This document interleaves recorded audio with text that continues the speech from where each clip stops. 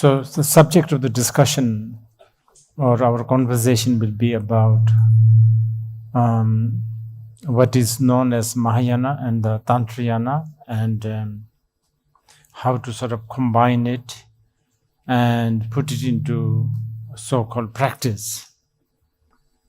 Of course, there are a lot of seasoned practitioners and students of the Dharma, some very, very seasoned, and some, in fact, people who actually guide others. So for you, this is going to be just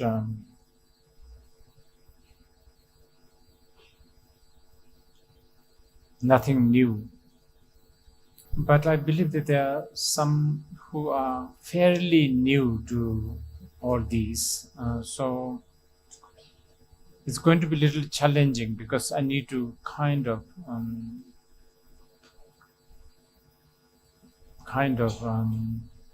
address to these people. If some of you were attending yesterday, yesterday was more like a sort of very kind of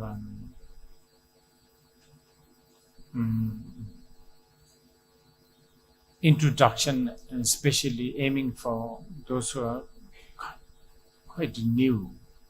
While I will try to keep this accessible, today you may hear a lot of technical language and sort of classic Buddhist expressions and idioms and analogies, so you will have to bear a lot of that.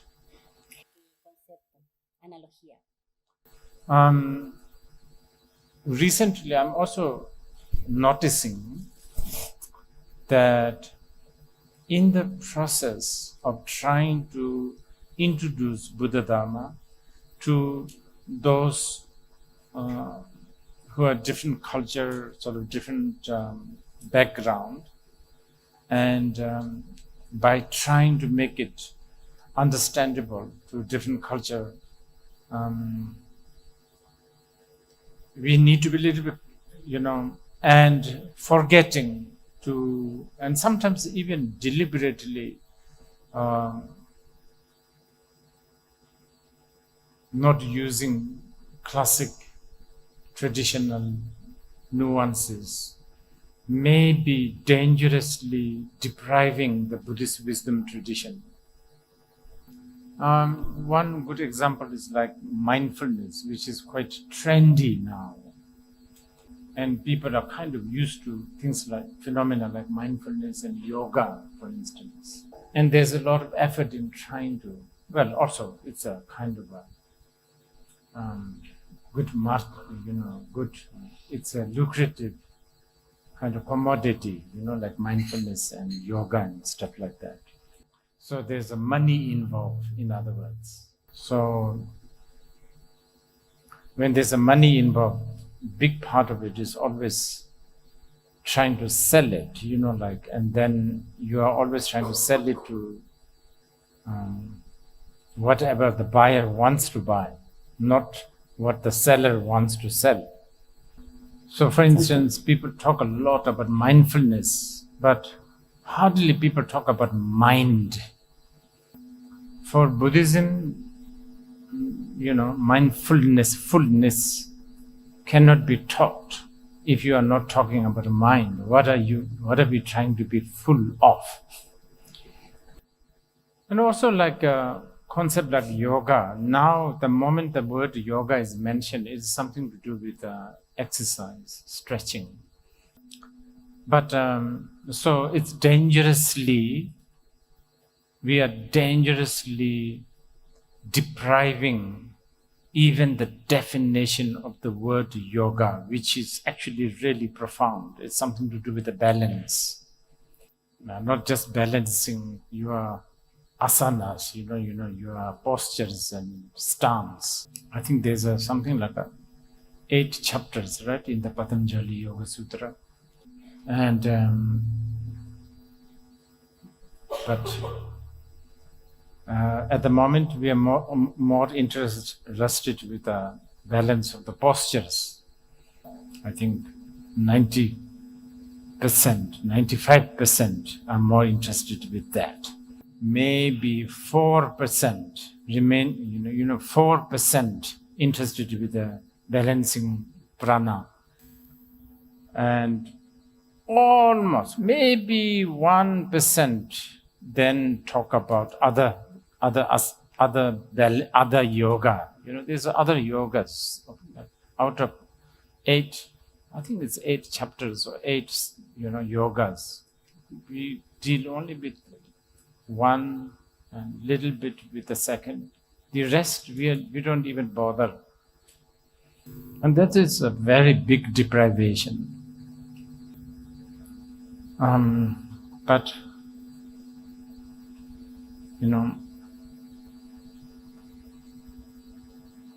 such is the modern people's appetite. They only like bite size, but then they have big size dukkha. They only eat bite size medicine. So this coming conversations, I will try to, make it accessible, but I think I will also throw in,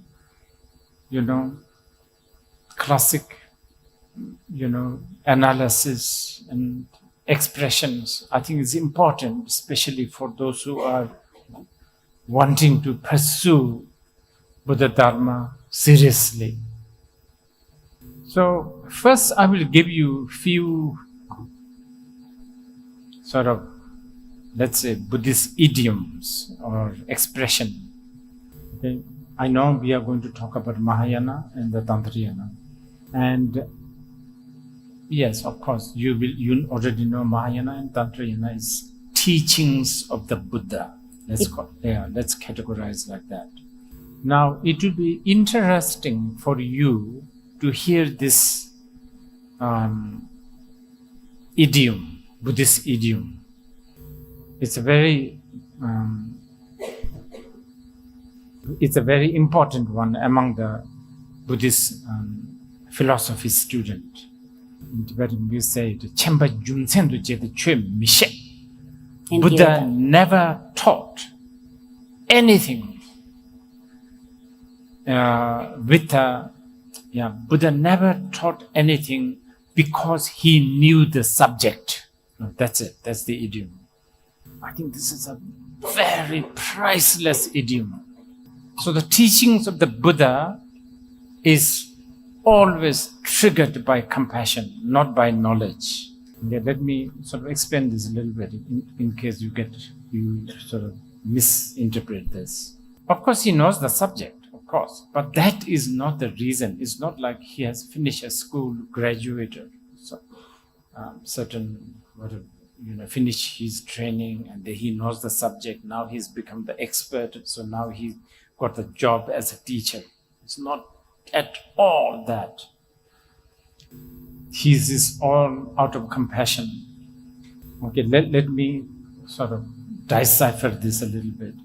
So, let's say a question is asked to Buddha, who are you? Now, just,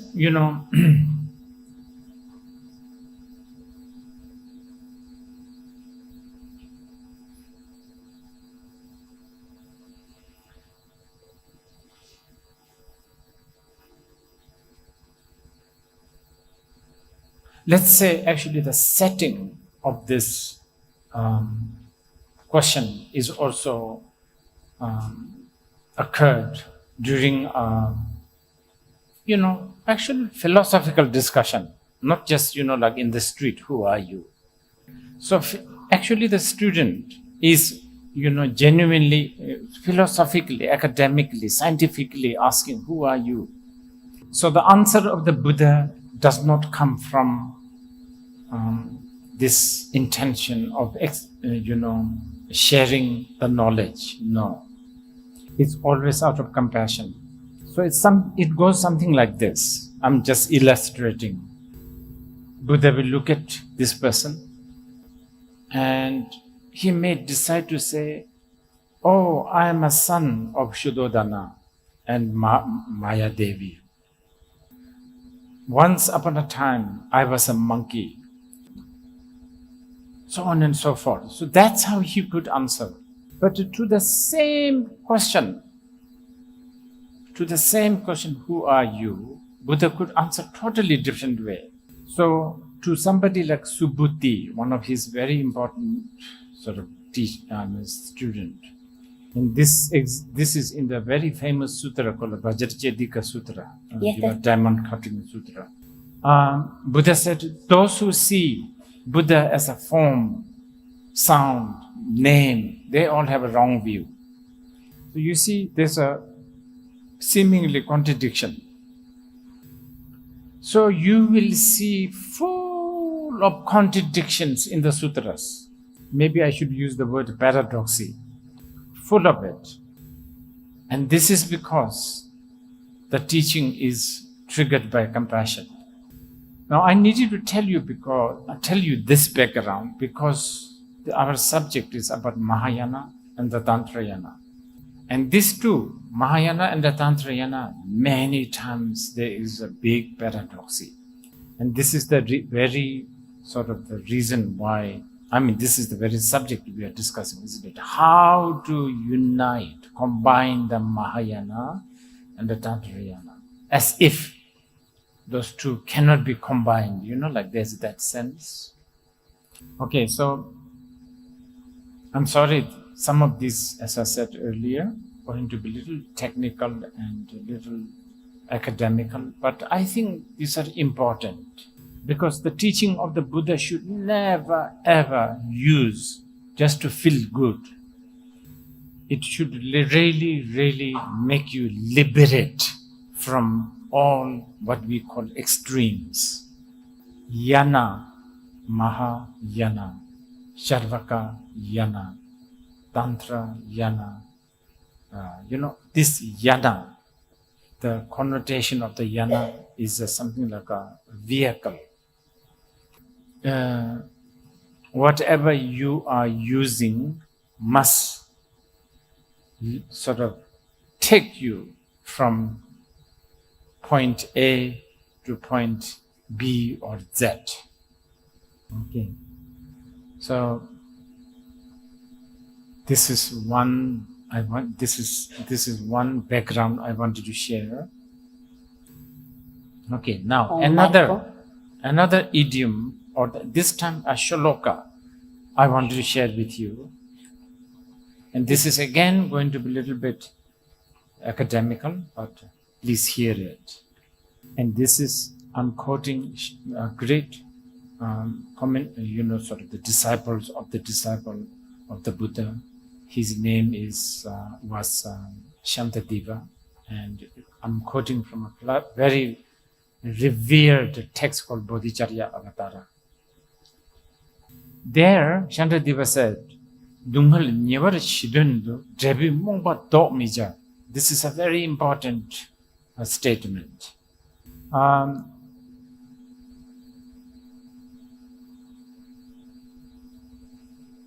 You know how usually you will think, okay, Buddha Dharma is always trying to get rid of ignorance, right? That much you must guess at least. What is path for? Path is to, purify, get rid of ignorance. But in that shloka, what is saying is, in order for you to be free from pain, dukkha, you should keep, basically, I'm sort of reorganizing this a little bit. Basically, you should keep one ignorance for the time being. What ignorance should we keep? Thinking that there is a nirvana. That's a statement. And I think you need to hear this in order to, really explore the Yanas. Okay, so can you see why? What we are trying to say is that ideas such as Yanas are not like, first of all, it's really important, I think that Buddhism was never a consequences of a political movement. This is something that you need to know. I think people forget this. Because I think a lot of Abrahamic religion are consequence or a byproduct of political movement. I have a feeling sometimes, many times, you guys end up thinking, oh, Buddhism has to be something like this also. Remember our boss? He was having a good time. There was no issues in his life. Good father, mother died when he was born, queen, palaces, everything good. So what happened is he went out and he saw the death, the birth and the old age, and then he thought, no, what is this? That's the quest for the truth. That's how Buddha become Buddha, because of this quest. So, what I want to say is Mahayana, Charvakayana, Vajrayana is not really like a religious fraction that, we are kind of used to. I don't think it's like a Protestant, Catholic, it's not like that. I don't know about Catholicism and Protests, I don't know, but I don't think it's like this. And it's also not like Shia and Sunni and all. Not like that. So you need to know this. In fact, let me now quote from the Sutra, another shloka quotation for you. This is Buddha himself saying. He said in the, I think it is Samadhi Raja Sutra. There Buddha said, if a person think this is Charvakayana, this is Mahayana, this is Vajrayana, then this person is making a very big mistake. What Buddha said. Meaning, if you have this attitude, oh, this is Charvakayana, not for me. This is a Vajrayana, now this is for me. If you have that kind of attitude, not good.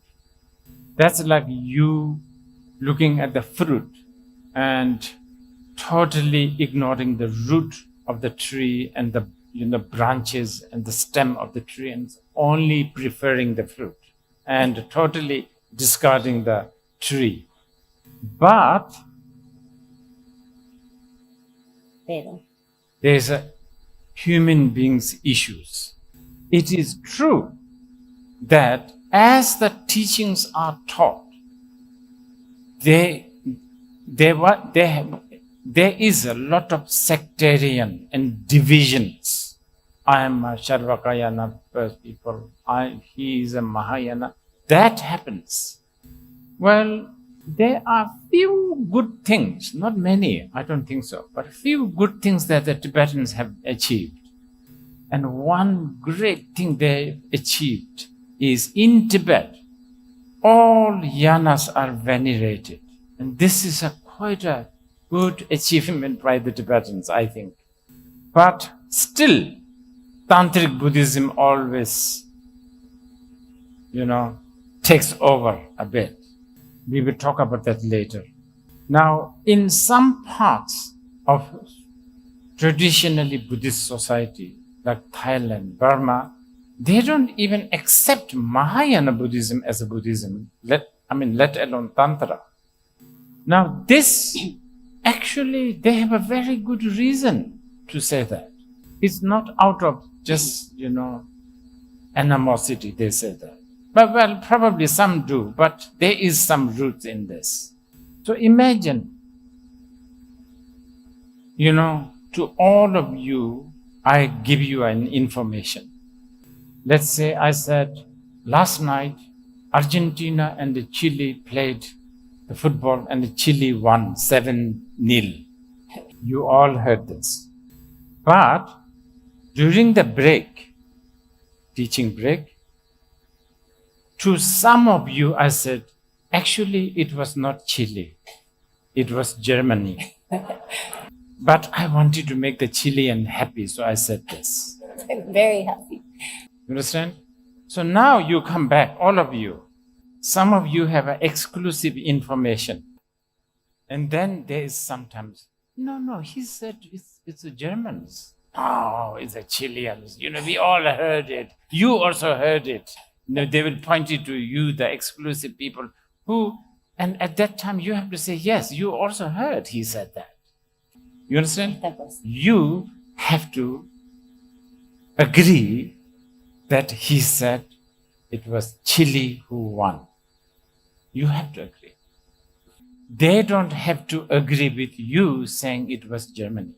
So this has happened a lot. Now, among this exclusive small group, I actually said to only maybe one or two people another information. I'm telling them, can you not tell those two groups? But actually, the match never happened. but don't tell them. Yeah. So this, Tantra. So this kind of thing has happened a lot.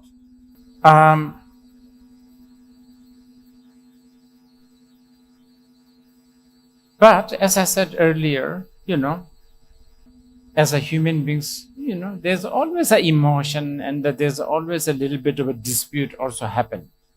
There's a very good reason for that also. I think one of the greatest, most touching example is actually by a Chinese monk.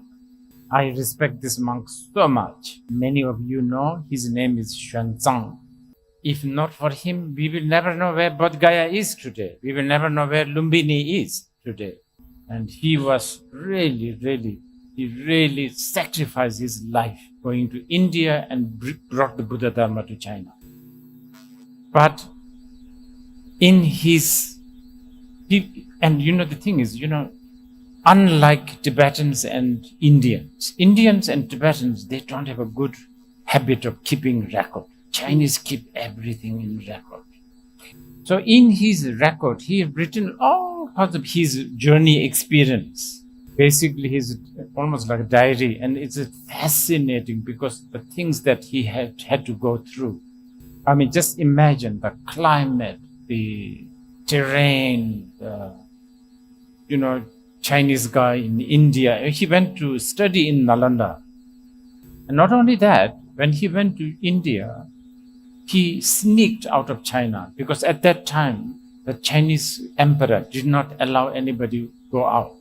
But for the sake of the Buddha Dharma, he just went out. So he was a fugitive also.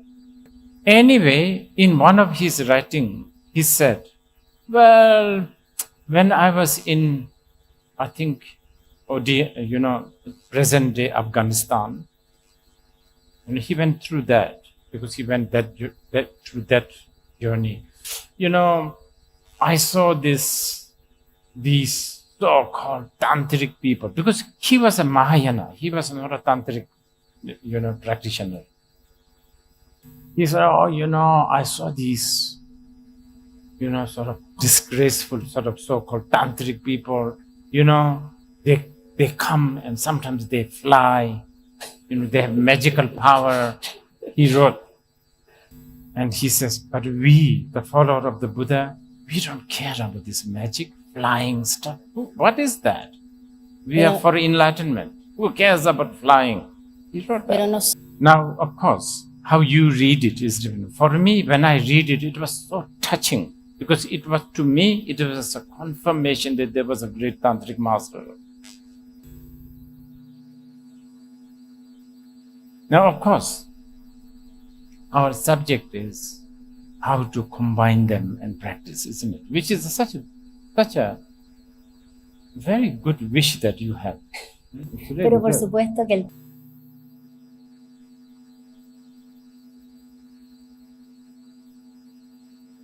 Anyway, what I've been telling you is more like a sort of the background of the Mahayana, these Yanas. Now, a little bit more on actual, sort of yanas.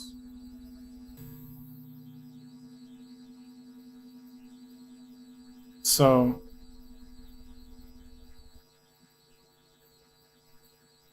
why different yanas?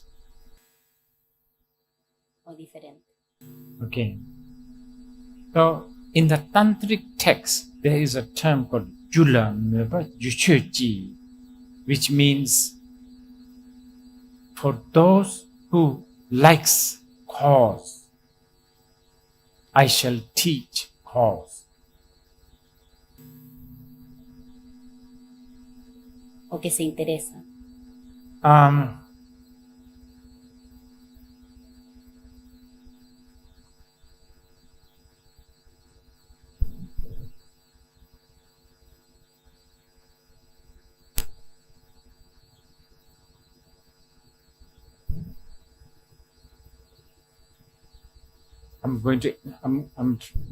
thinking about how to explain this to you. For those who loves cause, I am very much one of that. And most probably you are very much that. Because I am sure you consider yourself rational, right?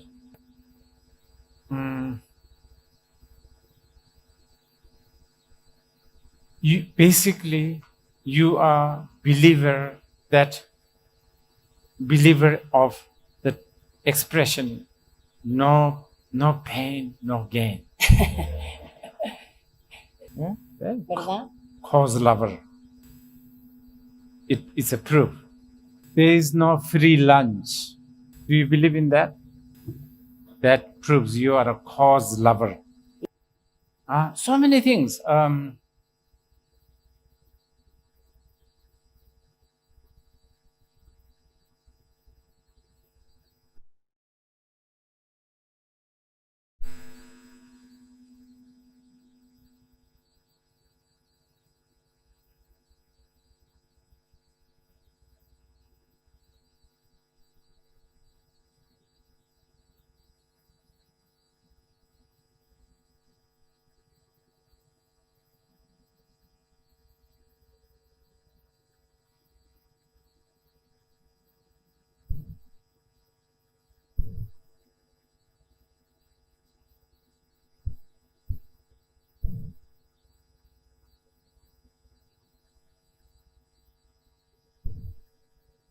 Idiots who actually fall in love, and it's a handkerchief. How can Buddha be like this? In order to become a Buddha, you need to work hard. You need to abandon ignorance. You need to have the right view, the right action, the conduct. See, cause lover, Jula. It's such a beautiful expression. I don't know how to translate this properly. It's a tantric text, Jula.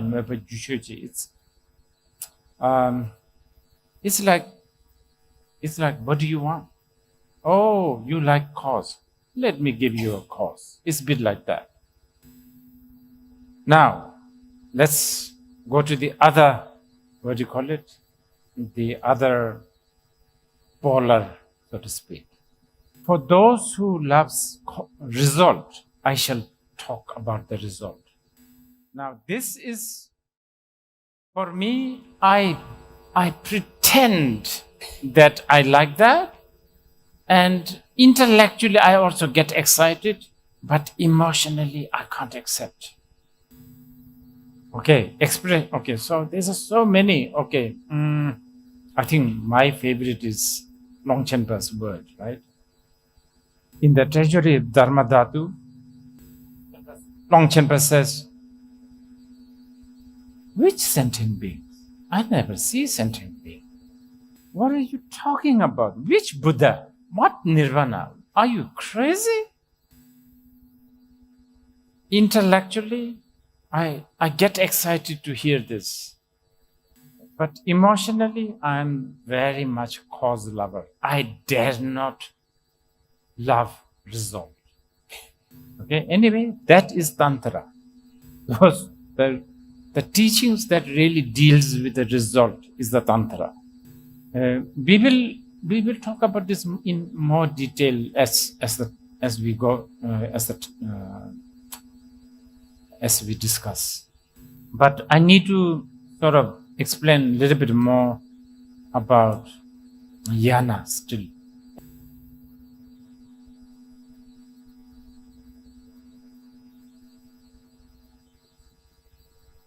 I think I've said this last time also. I don't know.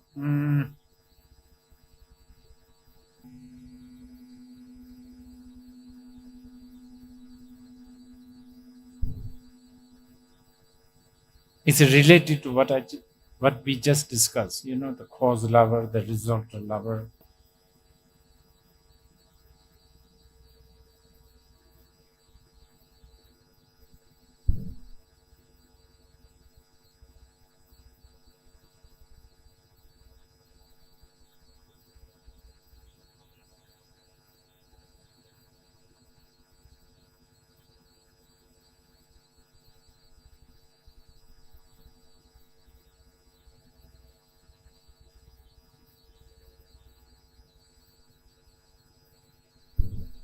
Who found Buddhism? I will have to say Buddha. And he is asked me, who is Buddha? And I said, oh, he's the prince of, who was born in Nepal, India, all that I will have to say. And taxi drivers, conversation with a taxi driver is good enough. Also, a conversation with an anthropologist student in some, Santiago University, good enough. But for someone who thinks a little bit more than a taxi driver and a little bit more than an anthropologist, not good enough. Because to say that we are following, and there's a lot of loophole, there's a lot of loophole in this statement. No, not loophole. There's a lot of hole, I should say. Hole? Yeah, there's a lot of hole. The logic doesn't work. I can talk to her something, to tell her something, and she will tell him something, he will tell him something. After 10 people, information is a little different. So the 10th people may think that this is what Rinpoche said, but maybe not. Actually, this is a very big subject. I don't think we need to go through this in detail. Because this is a subject of what we call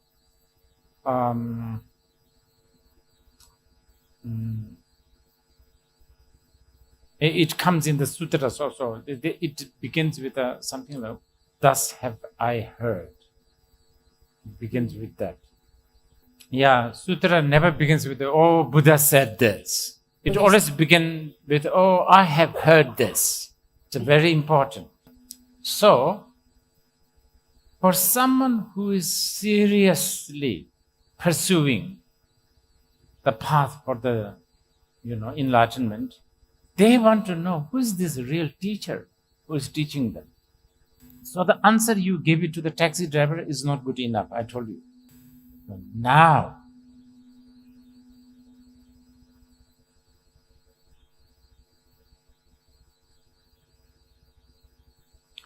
I think maybe those who have studied Christianity, I don't know whether this is similar, but I think Christianity has probably the similar thing, like there's a Jesus, and then there's a God somewhere, and then there's a you, and this Jesus is the in between you and the God, right? Yes, broadband between you and the God. Now, for Buddhism, who is this broadband? The in between, Because I already told you, Shakyamuni Buddha, the taxi driver answer is not going to work all the way. So the Buddhist answer is actually, it is your Buddha within.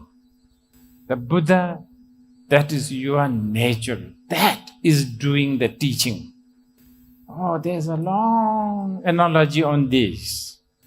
Okay, one beautiful example. A lake, full moon, no cloud, no trees. And in the night, okay? No weeds growing in the lake. Reflection of the moon is in the water. moon doesn't have the wish, oh, I'm going to go in there. No. But the cause and condition of no cloud, clear water, all this conceives the reflection of the moon. Likewise, Así también. you, the lake, okay? Depending on how clear it is, of course. If it is really clear, no cloud, no weed, then this Buddha within teaches you. I will quote now Khyentse Chogi Lotus, praise to the Manjushri. I think from there you will understand a little bit. How does this Buddha within communicate? In your life, sometimes you feel awkward. Sometimes you feel empty. You have everything going on very well, but you feel empty. This, according to great masters like Khyentse Chogi Lotus, is saying that this is the sign that I guess you can call it calling. Because you have the Buddha nature, you get sad. You want to know more. You are not like that anthropologist and the taxi driver. You feel, okay, you have everything, but this can't be all it. There has to be something more. Calling. Now, going back to the Yanas, okay? So, the teachings that are mainly taught by your own innate Buddha nature are called sort of a higher yana, or more profound and more deeper and, like a more serious yana. Shakyamuni Buddha and you, there's a 2,500 years gap. There's about maybe 100,000 people. Remember I told you, I say something and then the 10 people and the information is already changed. There's like hundreds and thousands of people involved. Sanskrit to Tibetan to English to Spanish, all these things gets murky. This Buddha, not a moment has gone. It's always with you. And this communication is never contaminated by language. It's always communicated, so to speak. But the problem is when you get sad and awkward, usually you inject dosage of numbing, juice. All this so-called entertainment, like movies, food. I don't know, walk in the garden, reading a book, picking a fight with your husband or wife, or getting married, shopping, having sex or no sex. Sex is also a numbing juice, but I'm not going to have sex. That's also a numbing juice, because sometimes they inject themselves with a celibacy juice. Celibacy, what do you call it? Vaccine, I think. Celibacy vaccine. And then they feel, so good. So that's, and then this awkward feeling never really blossomed. Well, I should say, all of you must have had some awkward feeling. Otherwise, why would you be here? Because there's so much better things to do out there. But somehow you choose to sort of sit here continuously. So must have some sort of like this sort of really unpleasant but profound feeling, Yeah, a lot of so anyway, I'm talking about the Yanas, by the way. So I haven't lost. Yana is a vehicle. I mean, it sort of means vehicle.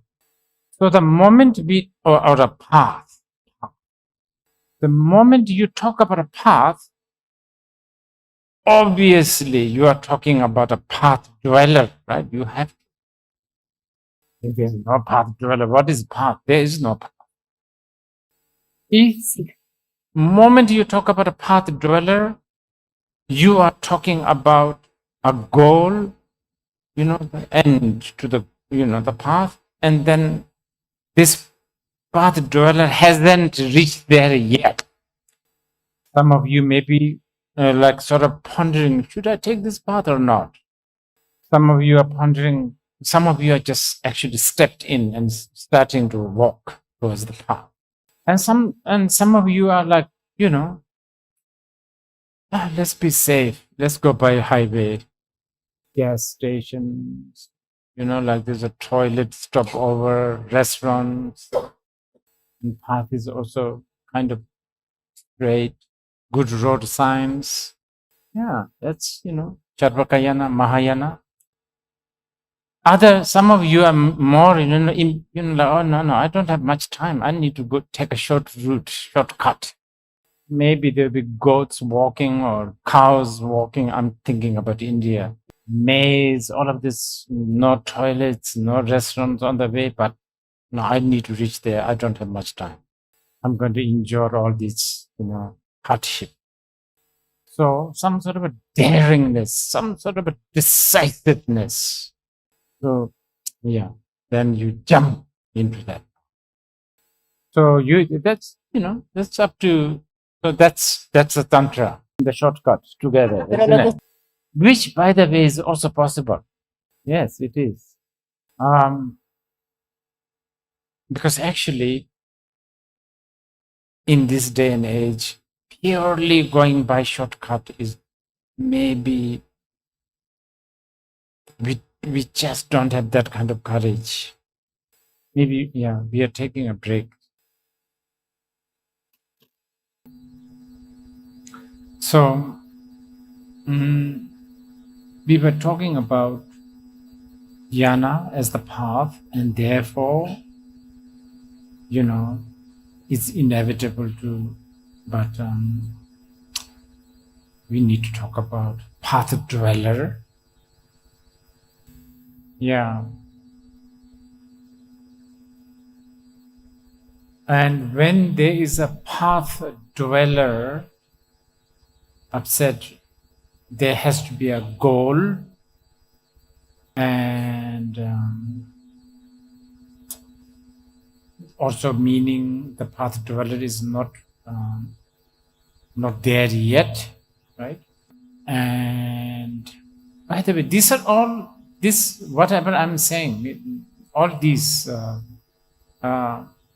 classic sort of categorization. And then we have to also talk a lot about the path language. We call it path language and symbolism. Yeah, now this is a complex. I think there's a very good, I think one of the great Zen expression, don't look at the finger, look at the moon. You know that?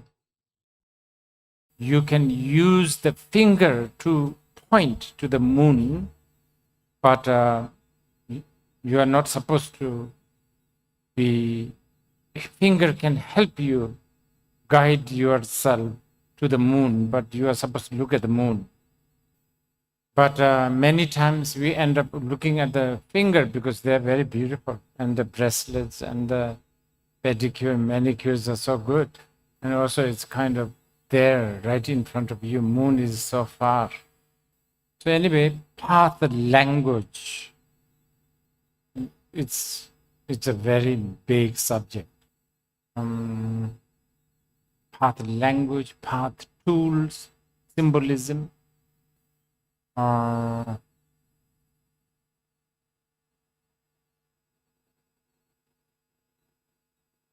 Okay, let's choose just first path dweller.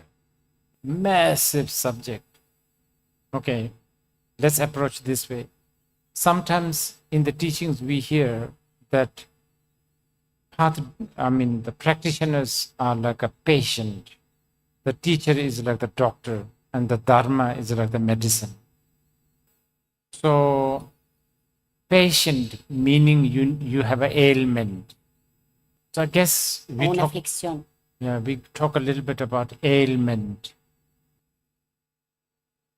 which there's many, but one could sort of safely categorize into two big groups. Of course, there's different degrees, but two big groups we can categorize. One group that has more the sickness of eternalism. The other group, the sickness of nihilism. And now you choose, there's a lot of degrees. Some has, 90% eternalism, like 10% nihilism, like that. And then some of them are bipolar, like morning eternalism, in the afternoon they're nihilist. Or half the life eternalist, the other half nihilist. Okay?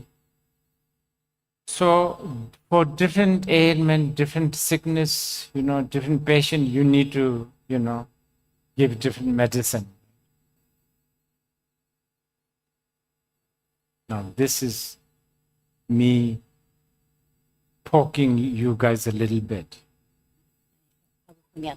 In the process of poking you, might help you understand the process. So I think the English people, where do they belong to? So what should they deserve? Okay, so let's say I'm the doctor. I have the medicine, Mahayana, Vajrayana, Charvakayana, Pratyekayana, all these yanas in my store. So let's say English person come to me.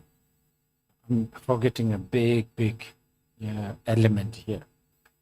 See, if I am the doctor of the highest level, the Buddha himself, then I will have no problem. I know what to give. I will just mix a little bit of Vajrayana, a little bit, I don't know, make a custom-make medicine. Now, since I'm not the highest, the best doctor, I'm just a, village clinic sort of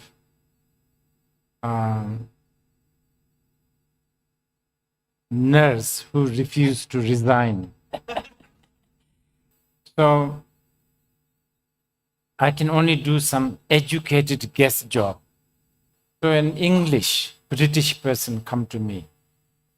Okay, so now, don't forget, I'm this village doctor, not at all good accomplished.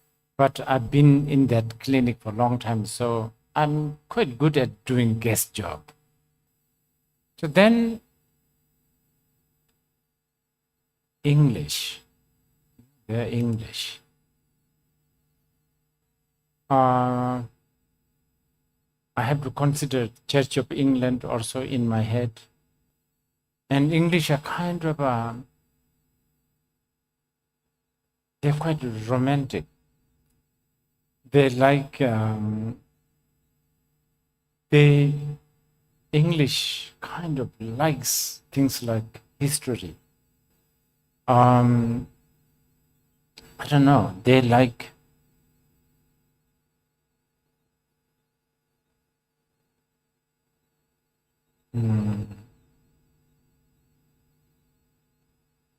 I think they like anthropology.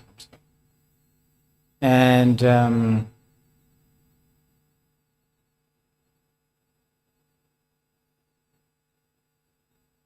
very well behaved. They have a really strong root of politeness, etiquette and all that. So even like, like how to hold a cup of tea, all this. So with that all in my mind, I will not be talking too much of the Vajrayana. I'll be, I think, sharing more the Theravada, Charvakayana.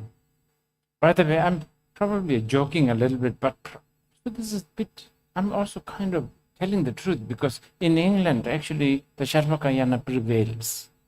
And maybe because American also is a similar, this kind of Anglo-Saxon sort of mindset, like shamatha, vipassana, and they will like it. Makes sense.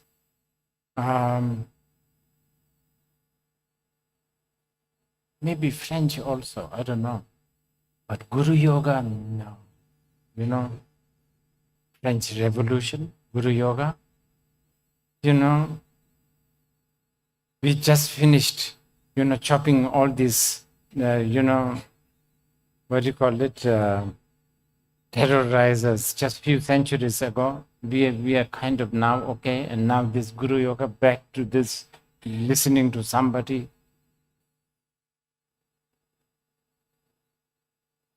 I may be joking, but you should really take this whatever I'm saying quite seriously. I really think this has some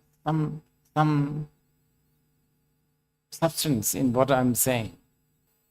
Where you grow up, sort of the moral landscape, certain values, it really, we are talking about a sickness, right? Now, those things matters.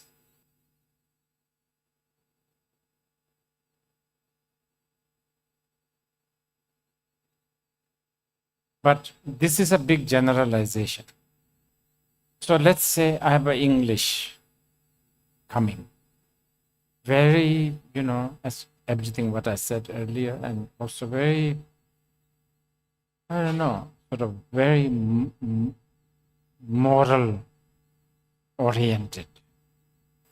And rules, these are important.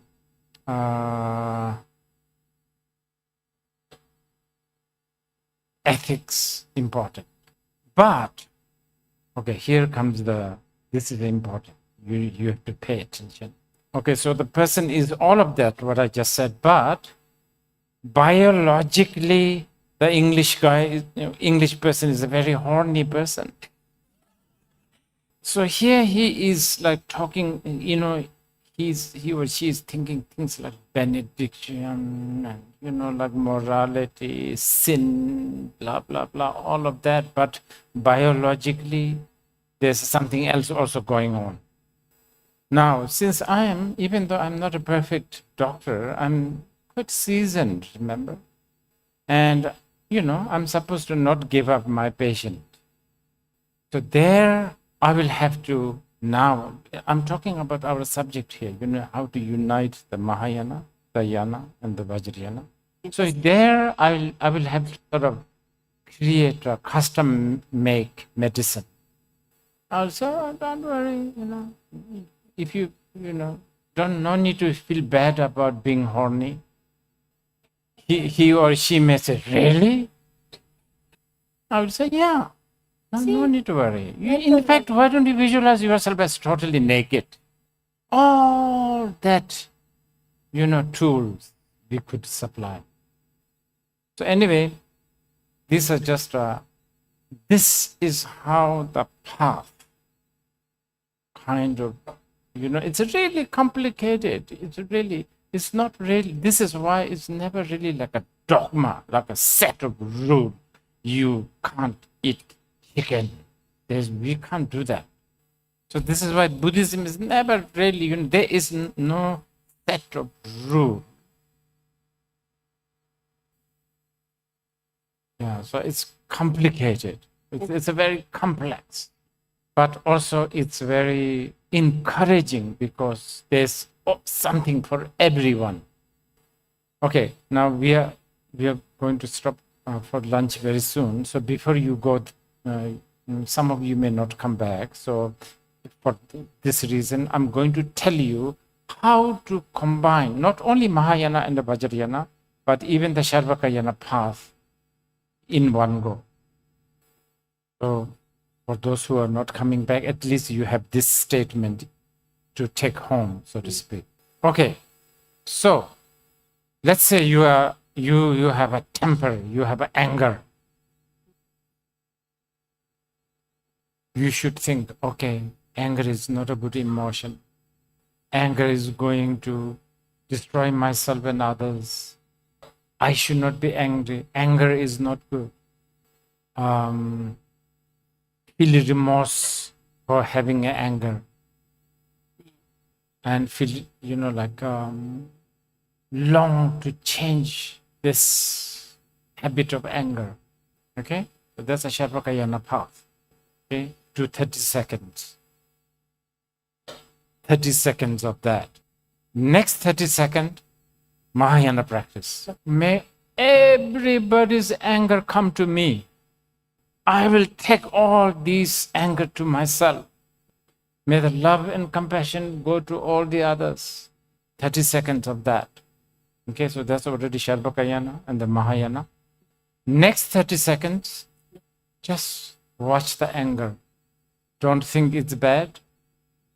Don't think it's good. Don't also ask like why I'm angry and all that. No questions asked. Just watch. No judgment. That's a Tantrayana. So you can use this for the jealousy, the desire, everything. So this is how you can combine. Now, of course, this is very general, very, very generalized.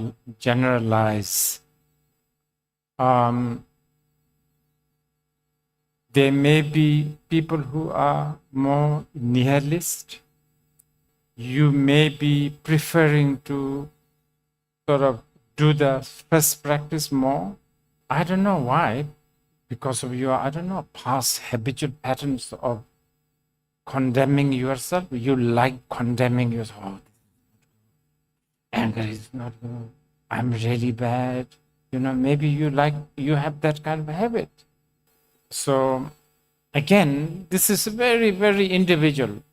In some case, for this kind of person, the Mahayana way is better.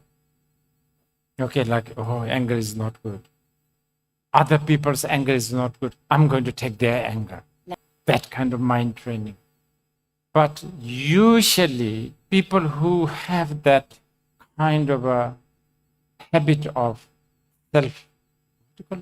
flagellation, like condemnation, they will have difficulty in doing the third one.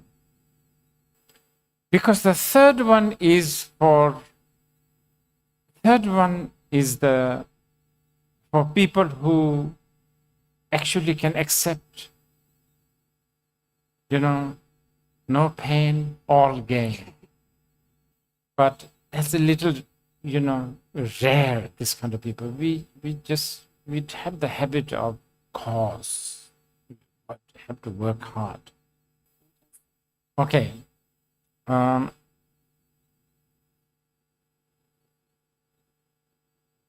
so the path dweller, I think this will do, because it's a really we say sometimes in Buddhism there are more than 84,000 different emotions. So those who have these emotions are what we call path dweller. Maybe I will let you ask 2 questions before we have break for lunch. Yeah. Do you want to? Yeah. There, mic or something, or just shout is good.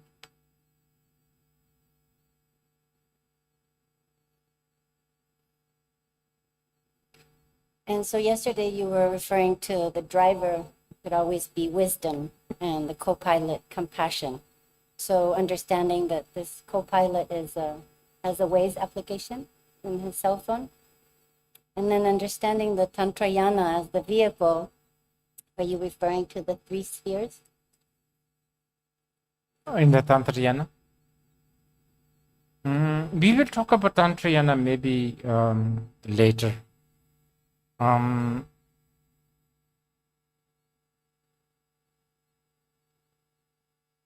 This wisdom, compassion, and sort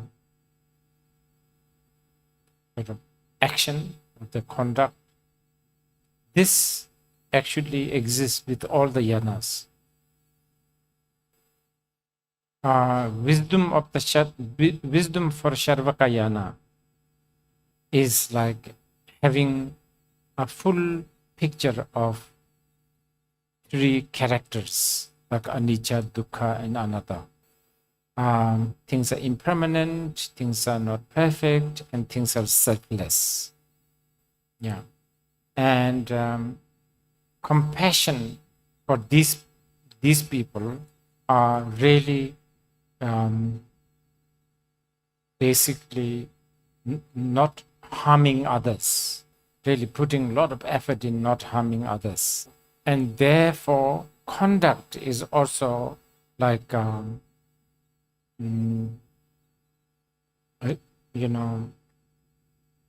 there's a lot of conduct that involves not harming others.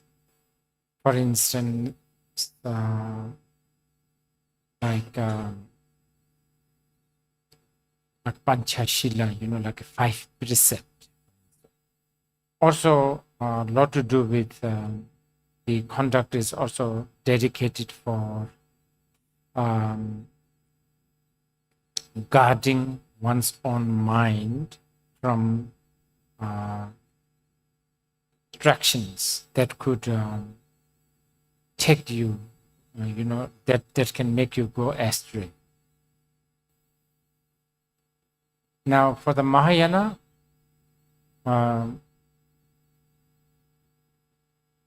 wisdom, compassion, and the conduct it's of course rooted to what we just discussed, but it has its own character. But maybe some other questions. Otra pregunta. Her question was about the result. And because she Western mind tends to think that the cause brings a result. So she wanted to clarify that relationship in terms of what you spoke about result. Again, can you repeat that again? The cause brings about a result. Yes. So if we're focusing on the result, and what happens to the cause?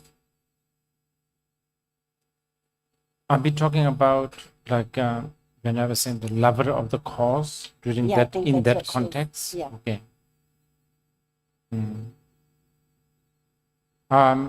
Hopefully we will discuss more when we talk of the Tantra. But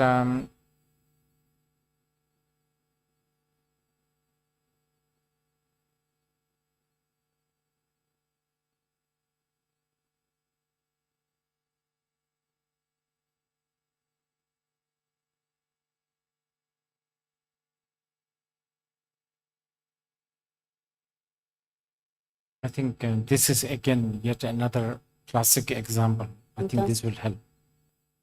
Straight coming both from Mahayana and the Vajrayana.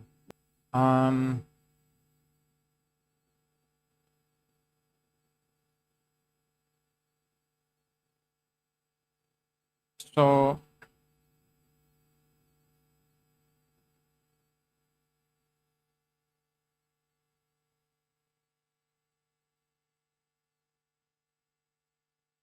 let's say you're looking for gold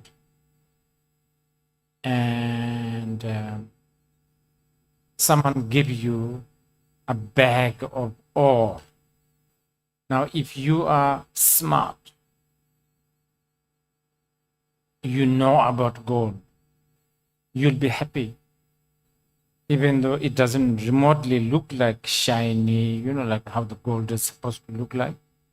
Okay, so there's that kind of people. On the other hand, there are people who looking for gold, but they are looking for something that is already processed, burned, purified, shiny, maybe earring, necklace. So when I say the lover of cause, we are talking about the second one.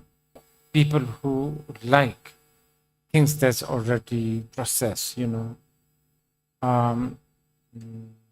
yeah. The lacking the ore, accepting the ore as the gold is the tantric attitude. because it's actually gold. Um,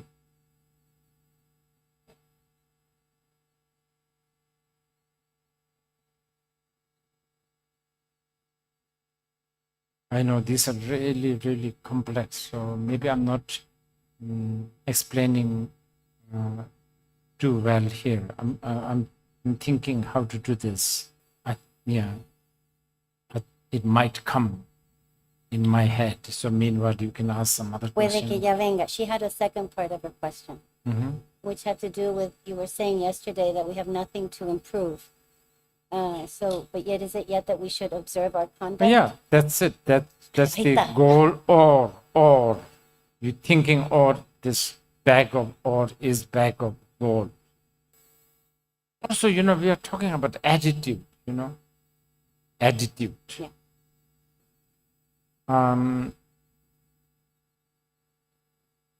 And I said, I say you are smart.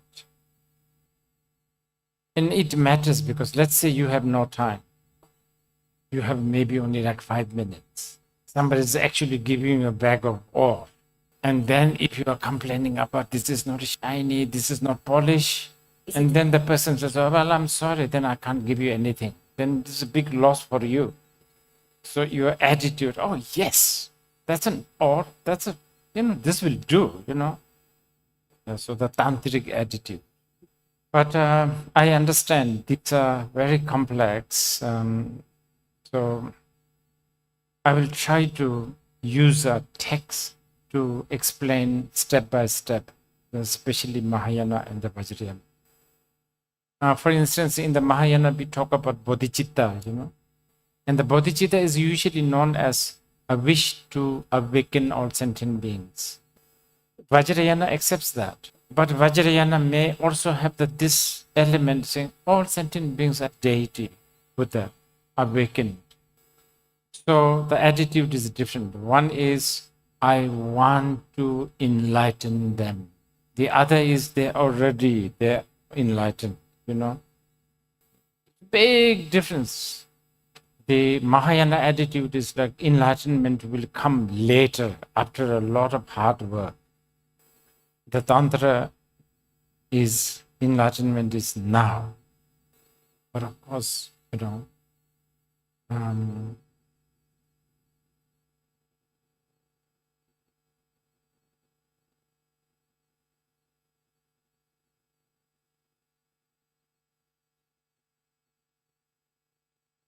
also when we talk about a path dweller, we talk a lot about faculties. I was trying to talk by sort of making some jokes about the English and all of that. That's what I was mainly talking about, the faculty. Okay, in the Mahayana, the teaching of the shunyata, emptiness. To whom should you teach the shunyata? One would think that shunyata should be taught to people who are thinking logically. People like people who are deductive, deconstructing. One would think, oh, they will understand shunyata. Well, for Mahayana, they will say not necessarily. So the answer is, the Mahayana people say that shunyata should be taught to people just by mentioning the word shunyata. If the person has a goosebump, if the person have tears in their eyes, if the person has a just unexplainable feeling, they will understand. So as you can see already, even in the Mahayana, logic and reasoning is not the most important. As for the Tantrayana, it's way more. When the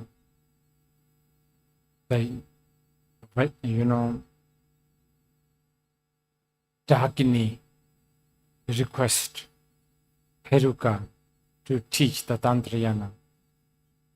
The Heruka said, Heruka refused to teach. Dakini insist. The Heruka said, okay, if you insist, then we should be in union. The reason is only when there is a union, all logic and rational collapses. If you are trying to listen to a teaching with a rational and logic, you will not understand Tantra. So there's all that union symbolism. You must have seen. May not go down very well to, British anthropologists, moralist. It may not go down that way. What is this? It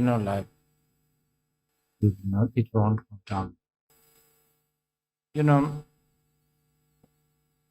I was thinking about this. It must be so shocking for, Protestant and Catholics, when you first see like a Hevajra or a Chakrasambara. It must be so shocking. You must think, what is this devil? Now, if you are not, and if you are attracted to that, that is equivalent to the goosebump and the tears I was talking. If you come from a cultural background where things like body, breast, union are sin, and yet you go to a, like a Kalachakra Tantra, with just basically a pure pornography, then, you belong to the goosebump department, like that category, goosebump. But be careful, you may have this goosebump once in a while, but anthropologist tendency will always attack. Anthropologist, moralist, priest, monkish kind of, like that tendency will always hijack. And do you know why they will hijack successfully? Because they actually make sense. They're very sensible.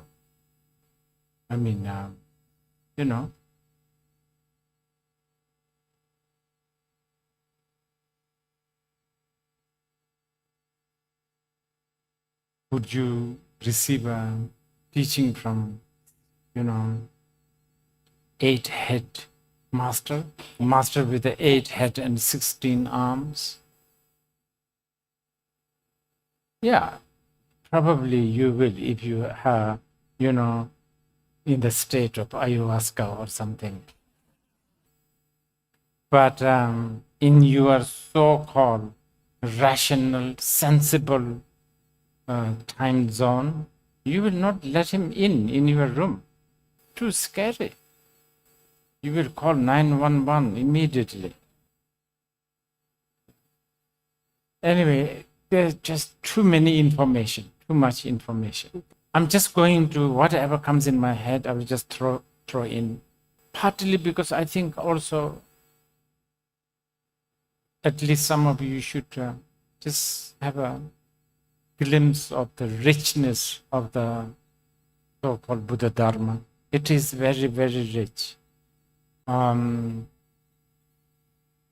It has the variety of purely very, like moralistic, puritanical sort of path, all the way to, like complete opposite path. And they are in harmony if you can, if you know how to glide with it. Okay, so next question. Yes. So thank you for your teachings. And in terms of the role of the teacher as the doctor and the student as the patient, it seems to be that what is the role of the patient? It seems to be a bit passive. And out of ignorance, of course, it's hard to pick a path. And then out of the same ignorance, difficult to choose a teacher. So what would you recommend regarding this? Yes, this actually role of the patient is not at all passive, it's equally active, very active. Okay. First of all, even the role of teacher really means different things in the Mahayana and the Vajrayana. For the Charvakayana and the Mahayana, teacher is guide, one who leads you, who gives you instructions, how we understand usually. Khyentse. For the Vajrayana, it is that also, yes, but teacher is everything. It is the path, it is the failure, it is the success, it is also the glass of water, it's the one who drinks. El que bebe. It's really complex. It's not, it's you, Eres it's tú. also not you. It is the path, it's actually, in the Vajrayana, it's the path dweller, and the goal. Because, remember I gave you the example of broadband, remember earlier? So in the Vajrayana, teacher also is not that physical person who gives you the instructions, the human being. No. That's just symbolic. The real teacher is none other than your own nature of the mind, so on and so forth. But Pero the outer teacher also is very important, because the outer teacher will facilitate to understand this inner teacher.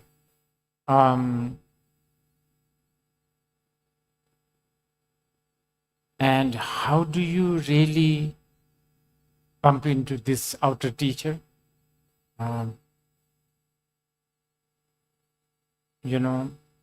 Karmic connection.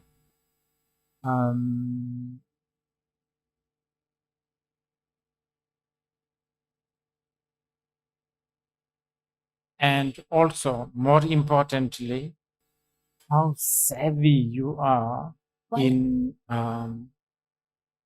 sort of utilizing this outer teacher. If you are really, really good at it, basically everything is your teacher. Butterfly, small insect, everything.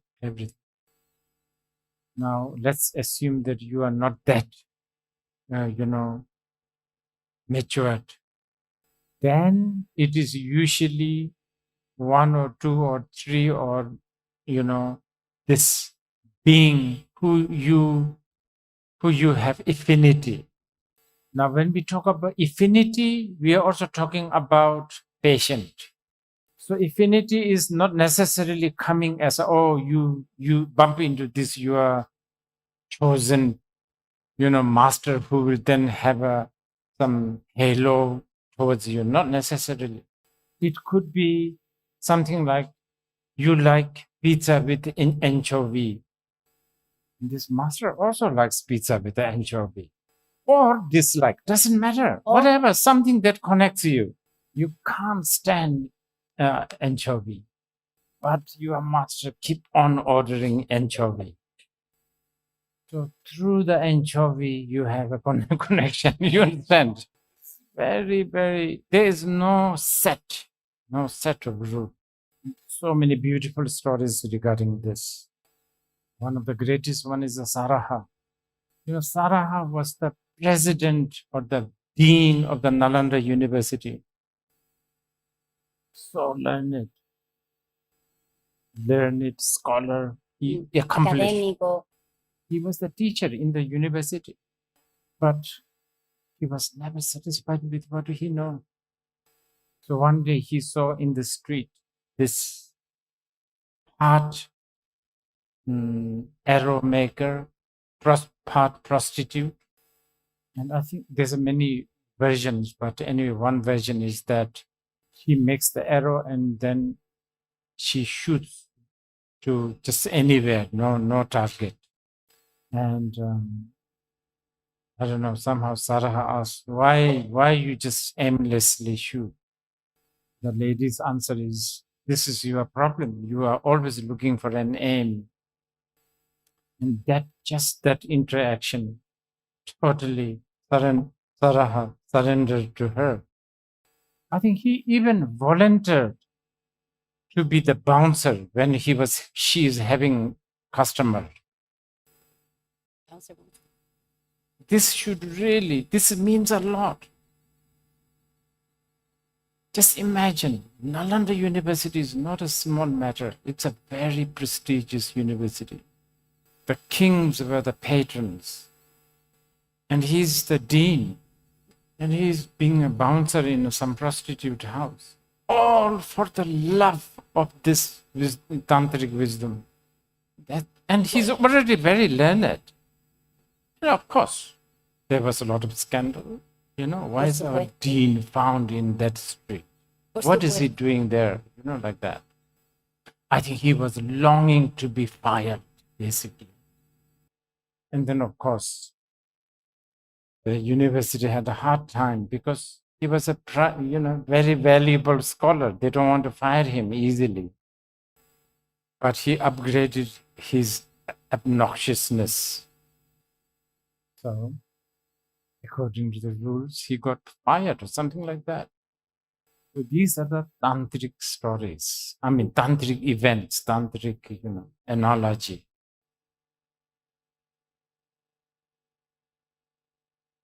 Okay, I think we will go and have lunch and 2 o'clock. 2 o'clock. Okay.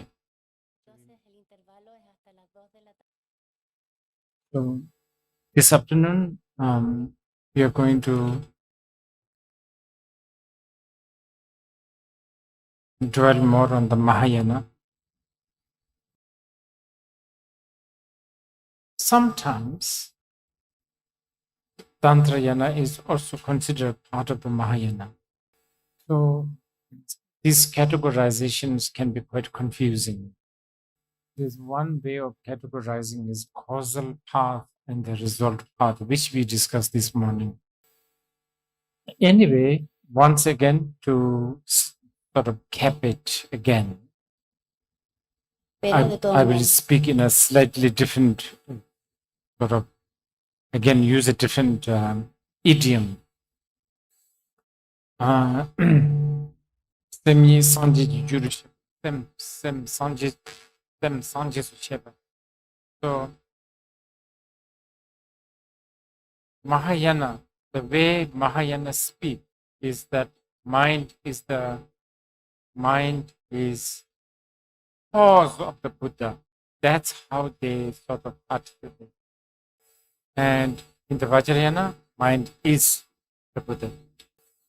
You may think, oh, these are just some words, not much of a big difference. But actually, it's not true. There is a distinction. As I said this morning, attitude, and also the courage. And attitude and the courage is also because of the view.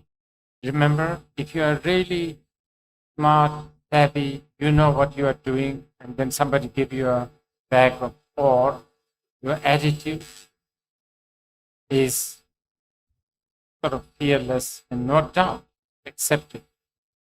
So you relate to this bag of ore as the gold. You don't even see all the dirt, and because you have this very trained view. No. So how does this apply to, let's say, the compassion? So Mahayana's compassion is more like, all sentient beings with an age. So, but they don't know that. And therefore, compassion. So the Bodhisattva, when they look at sentient beings, the attitude is the potential of being like those who I can make into Buddha. This is already quite special, because this already makes the bodhisattvas fearless and tireless. So it's not like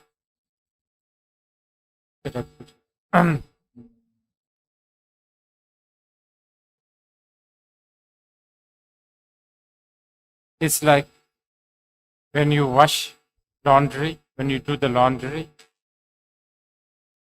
even though the laundry, whatever you're washing, you are washing the dirt, but the attitude is the dirt is washable. That confident. The Vajrayana is, you can use the word term compassion. I guess the English word compassion is not really translated in the Dichambo, Dichambo. But anyway, in the Vajrayana, you already see the beings as the Buddha. Pure perception, sometimes people. So, as you can see, because of that view, the attitude is different. Because the attitude is different, your interaction with the people is also different. Anyway, Mahayana. Let's talk a little bit about Mahayana.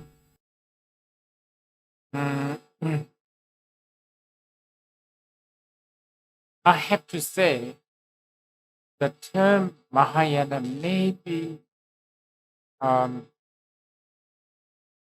many times be used with a little bit of a chauvinistic attitude. In fact, it is very common in the Mahayana countries like Tibet, China, Japan.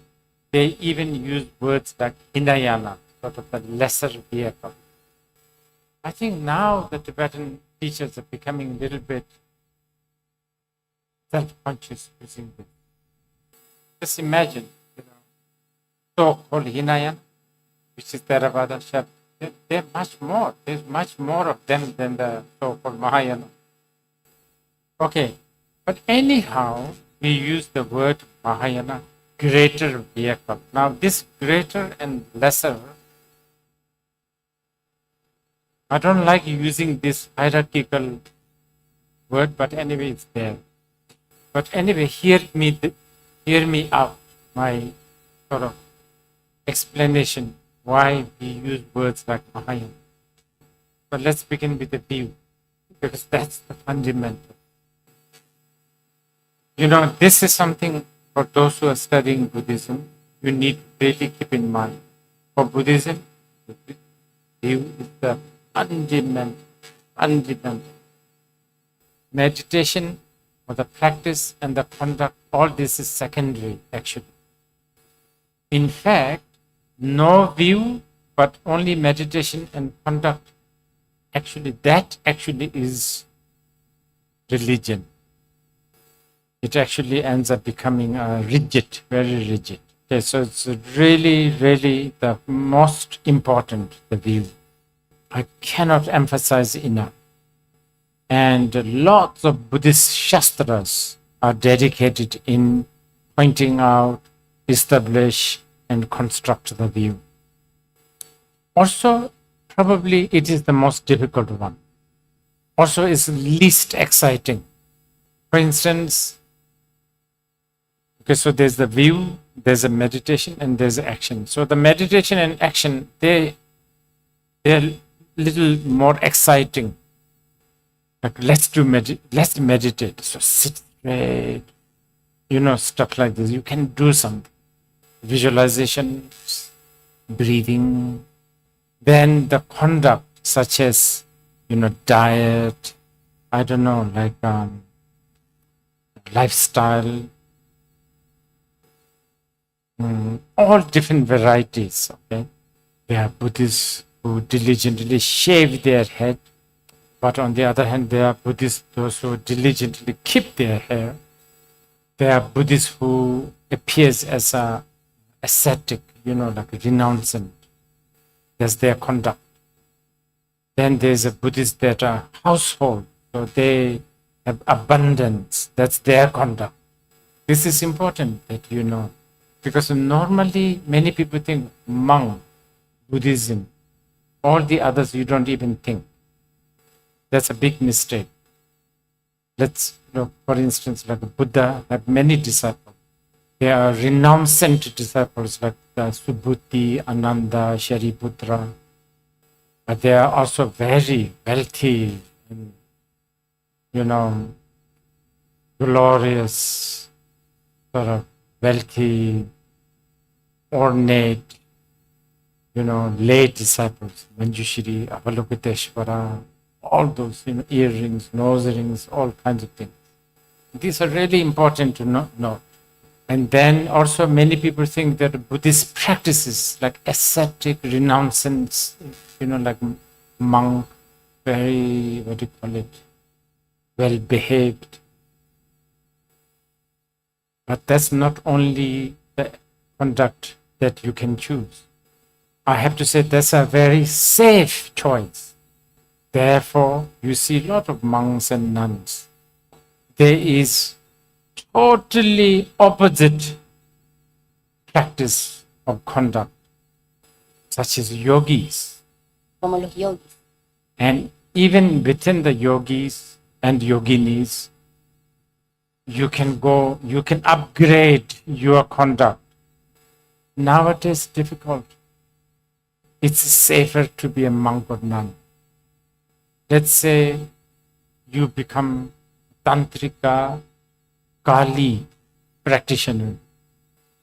Genuine Kali conduct, I don't think you have the courage to do it. Because the moment you see somebody, instead of saying, hi, how are you? How have you been?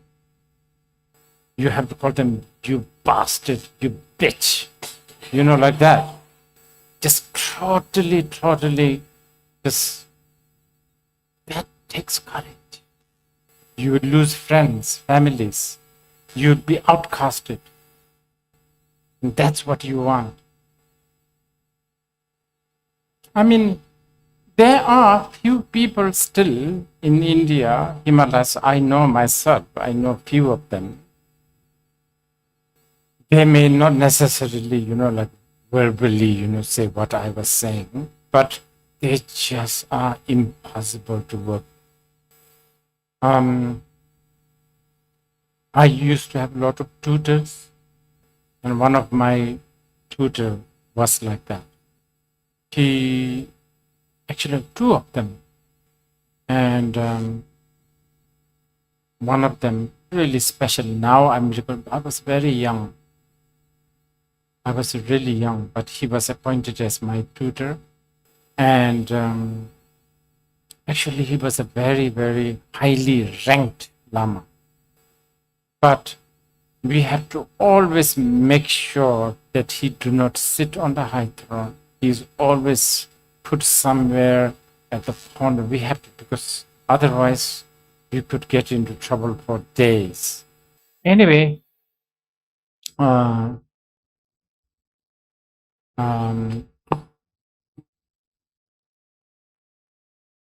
this I remember very clearly. It's one of the most significant chapter of my life. One morning he disappeared and never ever found. And we search, of course, everywhere, but there's not many places to search in Bhutan. It's not like New York. We searched for days, and then his own friend, who was somewhere else, came. And when he saw us searching for him, his friends, don't bother. There's no point.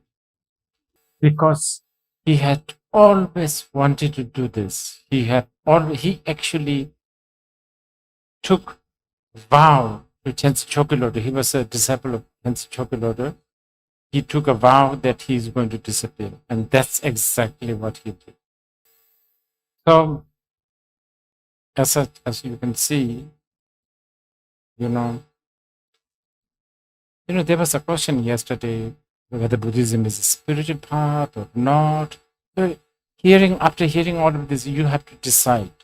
This and all this is to really understand the truth, the view. You must have heard the system of doing 3 years retreat. There is that discipline, but there's another discipline called Nyemeji Nanjepa, meaning this is a practice that you basically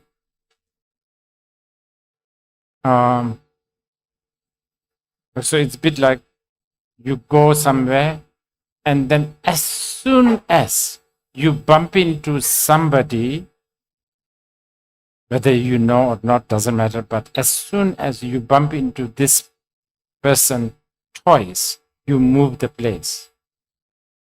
And you cannot stay in one place more than 3 days anyway. Very, very difficult practice. I'm telling you, so the view, right? The view. So this is all because of the view. Now, when we talk about a view,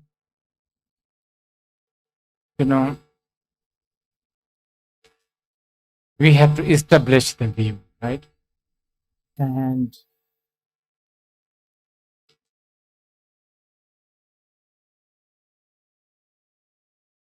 again, this is from the sutra, but I will modify this a little bit so that you can understand.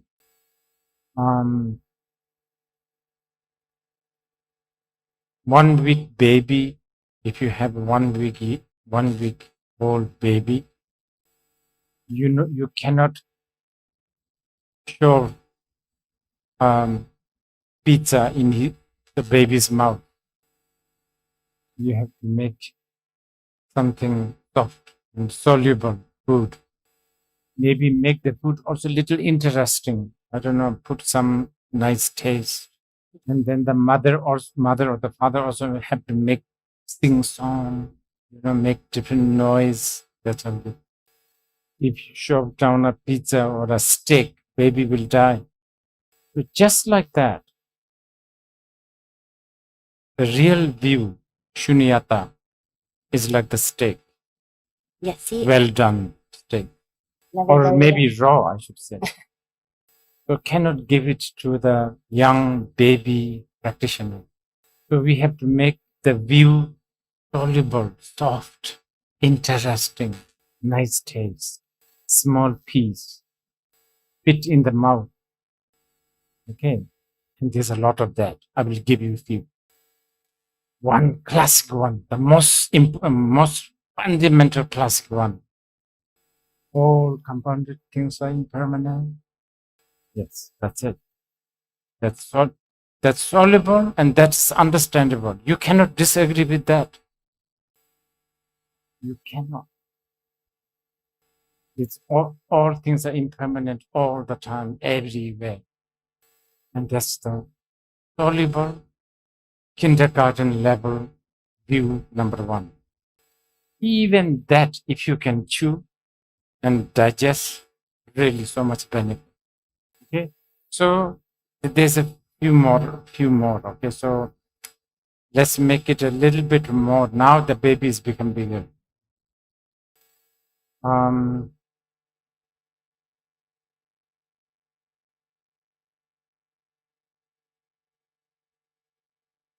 Okay, so since we are going to talk about Mahayana, I'm going to stick with that. Okay, so that more matured food is self. What is that? Where is your self? Selflessness.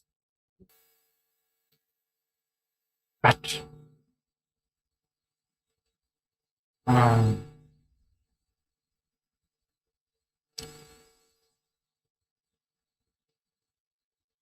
we still think self is the most important.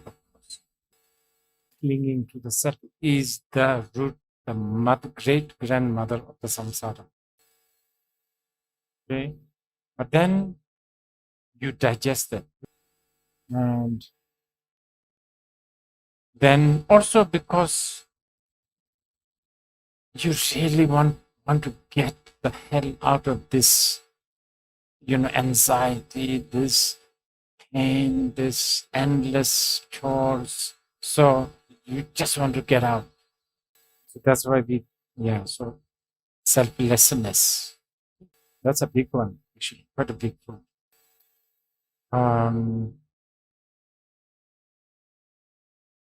Now the Mahayana view. All this is not even Mahayana. This So you can get it in the Sharvakayana level. Now the Mahayana view. Yes, all compounded things are impermanent. Self does not exist truly. Then the Mahayana will say, want to get the hell out of here? There is no self. There is nothing to get out of. You want to be liberated? There is no liberation. This is a very big solid. Actually, this is very big. Yeah. It's called the extremeness, shunyata.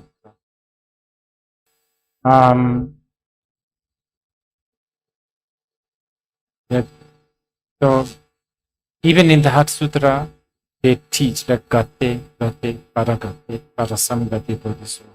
Born, beyond born, and absolutely gone. And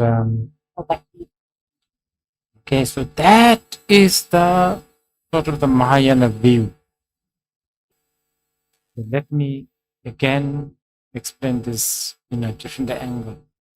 So the Mahayana's view is nothing exists, nothing not exists.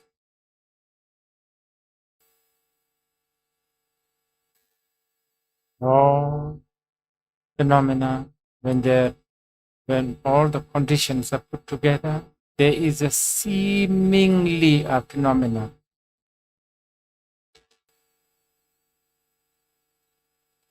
If right from this morning, if I'm sitting on this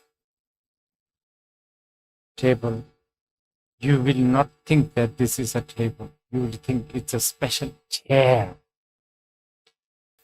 Conditioning. That's not, just because somebody's butt is on it, then you just decide it's a chair.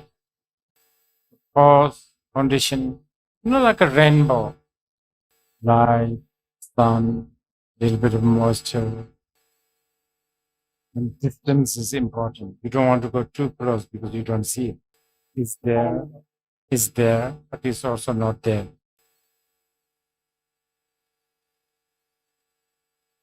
You cannot say, oh, it's absolutely there. Of course not. This is the Mahayana view. By knowing it, you are liberated from all the dungeon of extreme that exists. There's one dungeon. Not exists. That's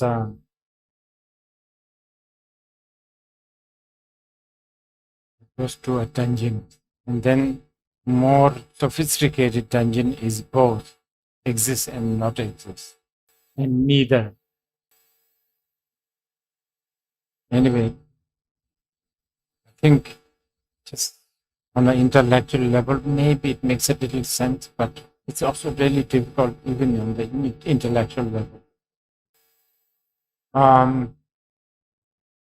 Because it's very difficult to explain. What's the name of this? Avian. It's very difficult to explain to someone who has never eaten aviana how it tastes. So the only language we use is negation. So let's say I need to explain to a Bhutanese who has never even seen aviana. Then first I say, okay, this is aviana from Chile. Then I give him a chili, chili. And then I will tell him, hey, that's not it. Salt, not it. Sugar, not it. The only method we can use is negation word. That's why we use a lot of negative words like no nose, no eyes, no ear, emptiness. One angle. There's another angle also, the angle of luminosity. Okay, so that's the view. And actualizing that view, not not intellectually, but completely emotionally, habitually, but actualizing this. And when you finally do it, it's called liberation. Liberate from all extremes. I've already told you. But this is just a word, isn't it? Liberation from all extremes. Don't know what it is.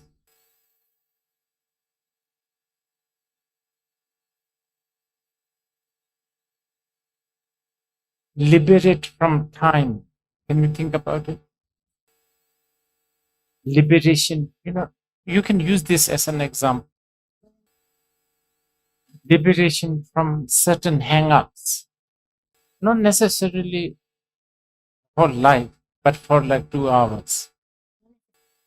Maybe a bottle of red Chilean wine will do it. When you get drunk, you liberate it from time. I'm giving you example. But the problem with the liberation of time because of the Chilean wine or the red wine, any red wine, the problem with that is it's manufactured. When that red wine is slowly disappearing, you are back to the time. Perhaps you may find yourself in a prison or something. But, like we drink, like we become, why do we like to get drunk? Because we want to be free from some inhibition. We want to be a little bit bold. We want to be able to speak, but we usually would not speak, right? So use this as an example. So if you can dismantle all the notion of time, space, good, bad, all of this. So in order to do that, you need to really actualize the view. So to actualize the view, now you practice.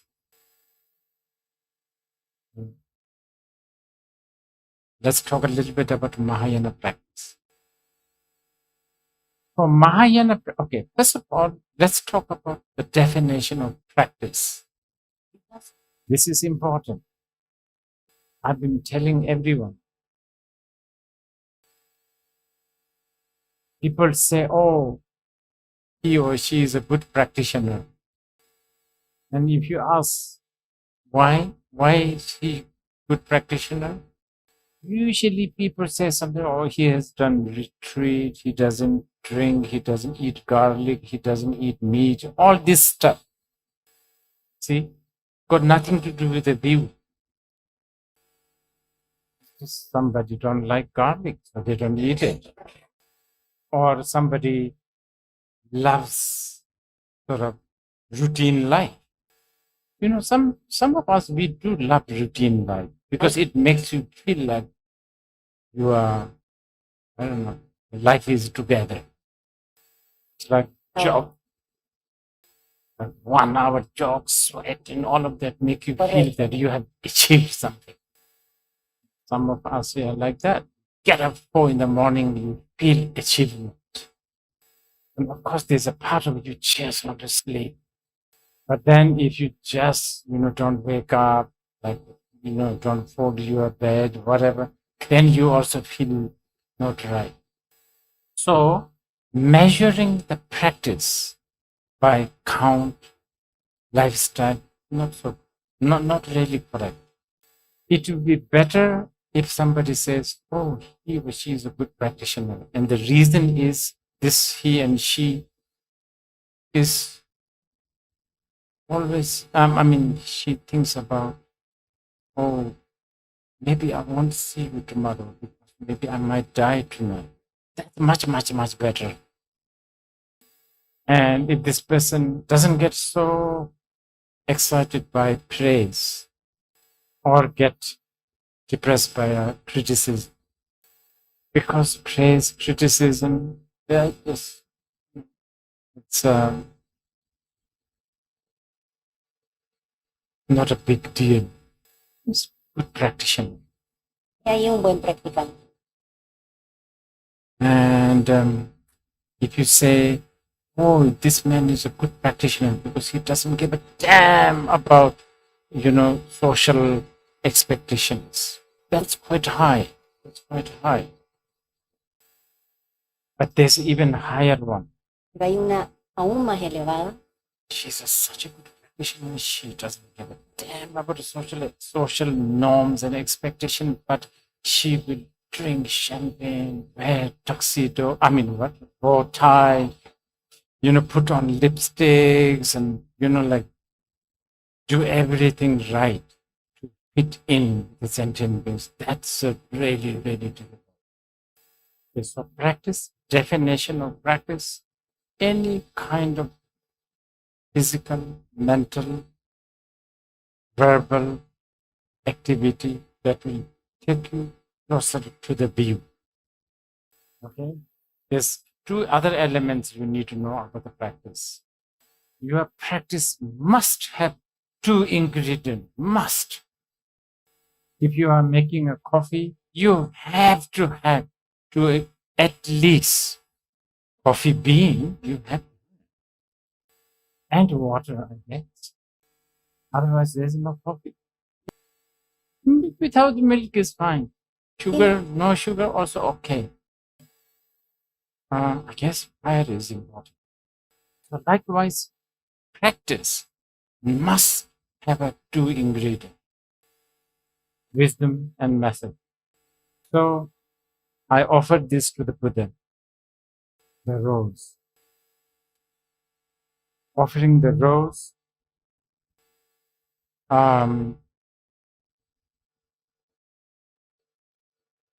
getting up early in the morning to go to the flower shop. Those are sacrifice, spending money on it. And I don't know. Yes. So, respectfully offering this. This is called method. Victim. That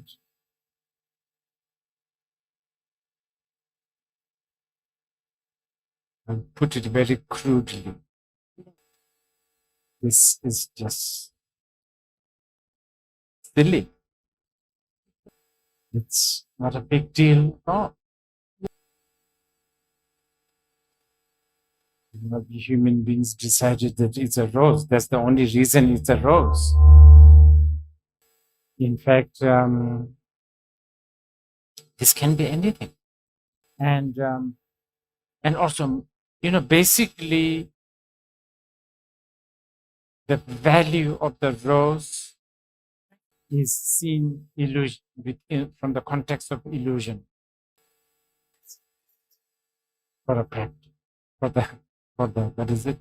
Defining what makes a practice, you have to have both. So for everything. Okay, so since it's important, I will give you one more example. Let's say I'm a psychiatrist and he's the crazy man and I'm trying to help him become normal. And my method is really, what is it? The bed, making him lie down, talk about his ups and downs and everything. Those are all methods. And so apply all the psychiatrist or psychologist method. Wisdom is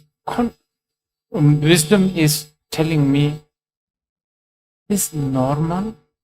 There is no such thing. I just think that he is not normal, and that's just my projection. It is not even necessarily true. The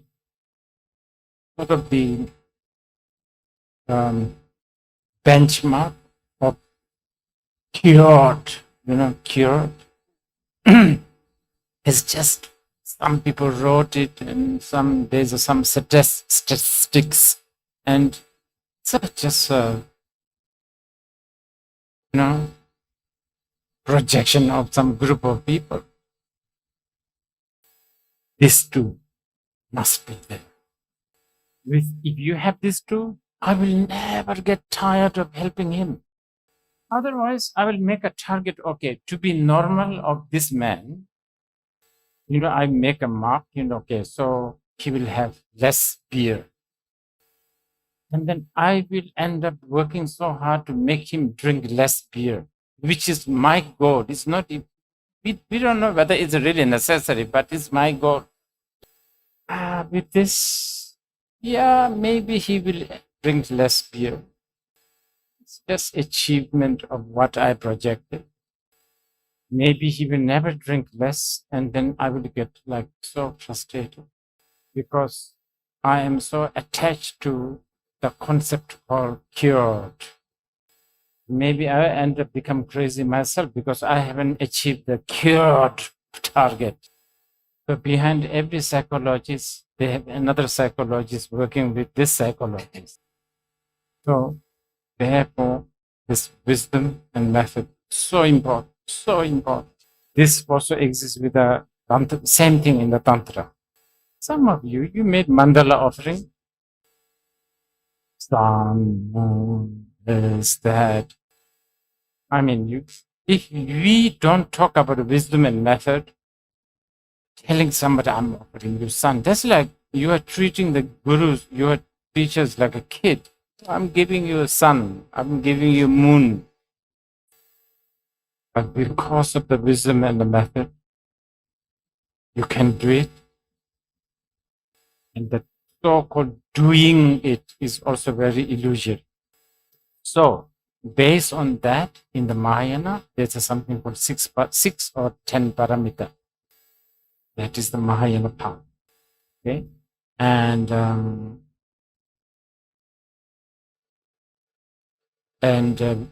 within the 6 paramita, there's a section, there's a samadhi, the meditation. That's mainly to do with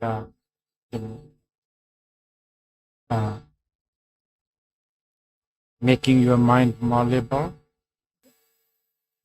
and then know the truth, basically. Maybe I should let you ask a question, or yeah, I'll be taking a break. Let's take a break.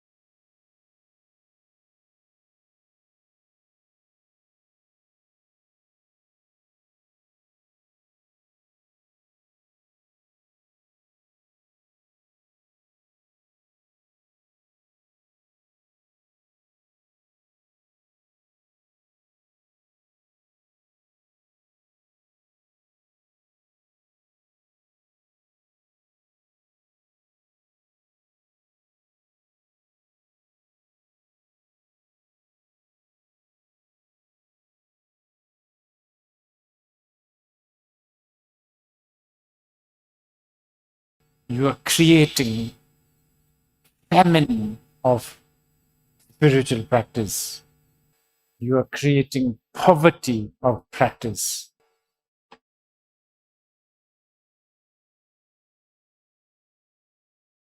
Remember, practices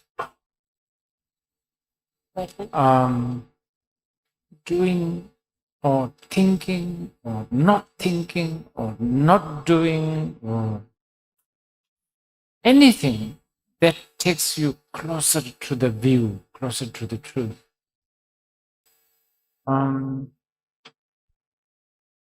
Flying all the way from, let's say, Los Angeles, thinking I'm going to go and listen to this thing. Probably you also know you may never sit. Okay, maybe you might sit, but After about a week or two, that, sort of enthusiasm to sit will slowly disappear. Santa Monica beach life is too, tempting. And Venice, what is it? Boulevard, shopping malls. Just loitering around there is just so blissful. Putting some effort, I will go there and listen because I want to get closer to the truth, at least intellectually, at least on an information level. You should consider this as a practice. I myself, I'm doing this. I consider myself, this is my practice.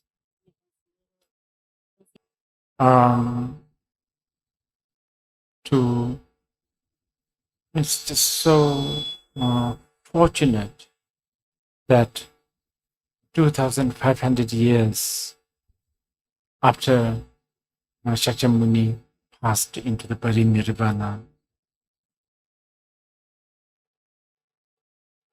that I could share his wisdom in Santiago. He's from thousands of miles away. You are from here. There's not much reason why you would be even attracted to him.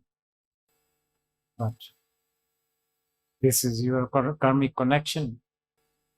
Just as me, was born in Bhutan. And I think some of you may have heard this. I feel very connected to Inca. I don't have many good reasons why I feel connected to Incas. Very shallow reason. Like I like their ornament. And I kind of don't mind when I hear that they sacrifice human beings. I said, oh, well, that's fine. And when Spain lose World Cup, I feel happy because I think they need, those are the good people who disrupt these Incas. I feel vindicated. These are that's it. That's very stupid, very shallow, but here we go. You guys have this kind of feeling with the Buddha. I don't know why you like, but there's some, Yes, of course, maybe, intellectually, academically, some of the arguments are quite, sensible, but that's very small. Feelings are very, very powerful. Reason, not so much. So I feel very fortunate that I'm sharing this.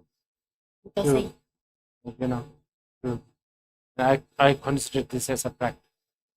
So I tell myself in the beginning, sometimes in the middle, and sometimes towards the end, I try to think, okay, whatever comes out from my mouth, may it somehow benefit these people.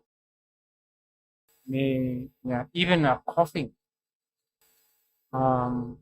may it somehow make them feel, oh, that kind of makes sense. If I can create a little bit of that, I don't know, just a momentary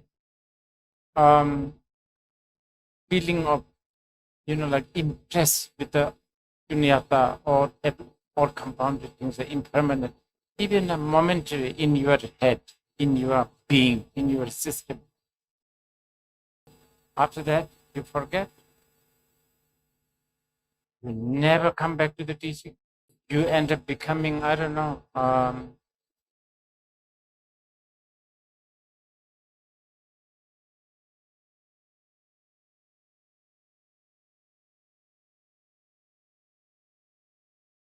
you end up becoming one of the lineage holder of uh,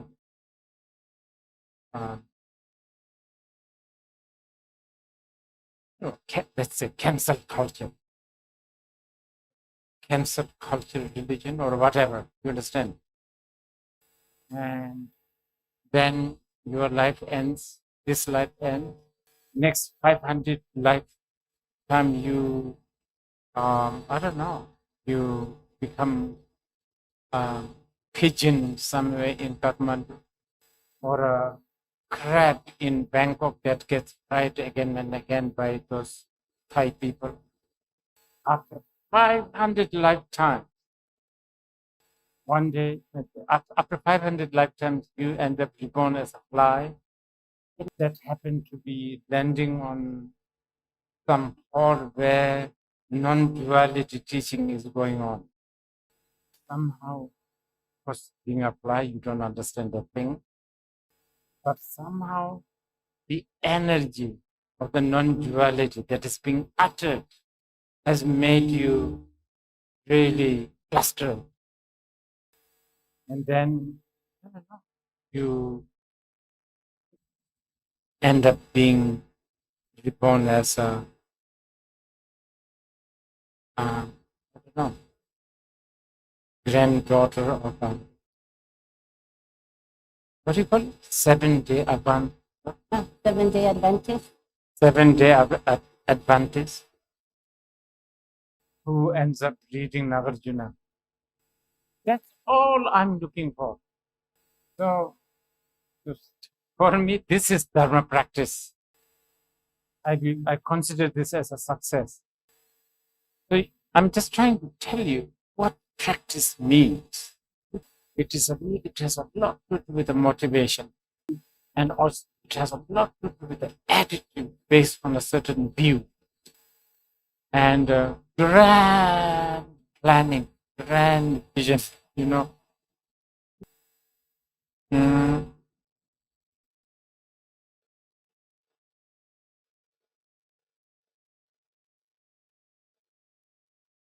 But if you can think like that, the practice, everything ends up becoming practice. Saving holidays so that you can meditate, practice.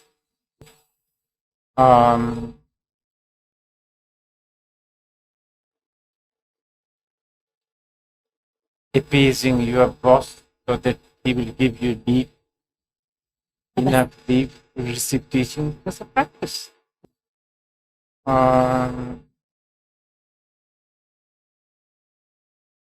Becoming very good at lying to your atheist mother-in-law so that you can go to some meditation center and practice for 3 days. Practice as long as whatever you do takes you closer to the truth. I think. But having said all of these, all the other ritual definitely helps. Of course, I could,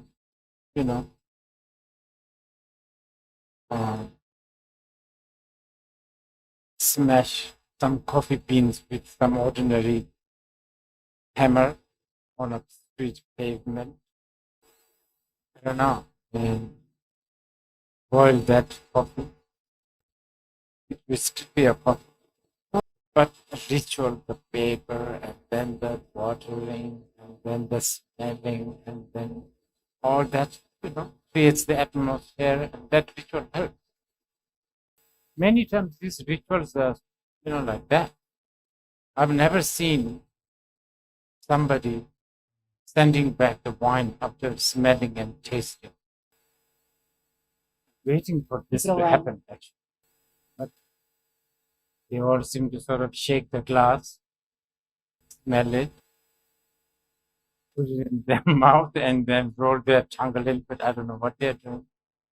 And almost always this one's good. Now, if they're not doing that, something is missing. Just like that, sitting straight, mala, flowers, really helpful. So, you can have that. But it is also, actually, he was asking yesterday. So, with this mind of wisdom and method, wisdom and method as the important, and it is possible to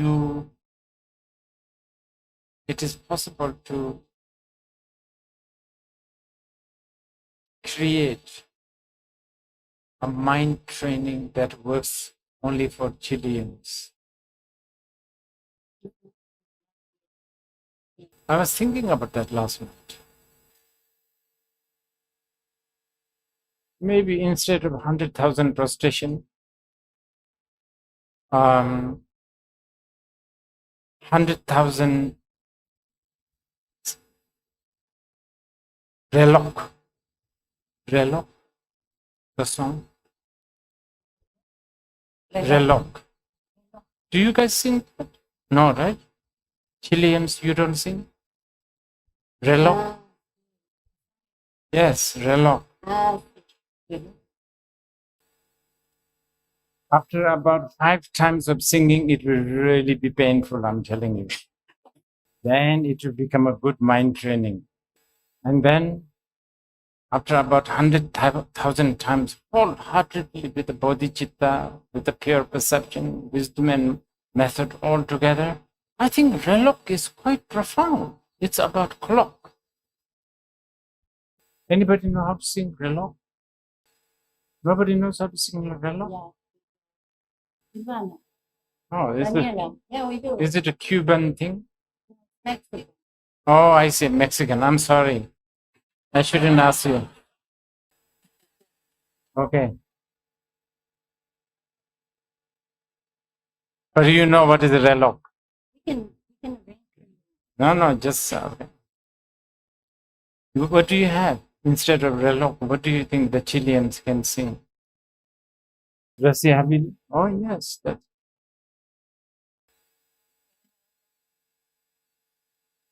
many.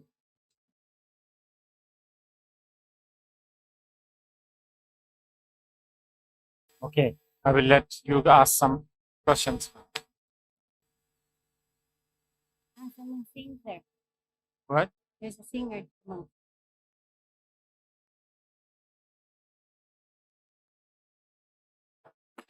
Waka.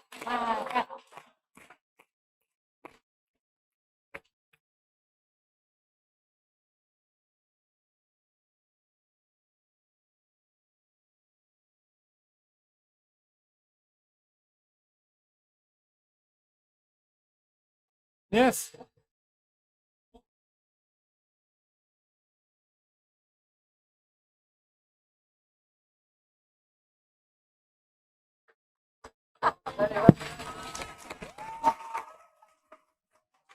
Hola, Rinpoche. No estaba preparado esto, eso sí. ¿Reloj?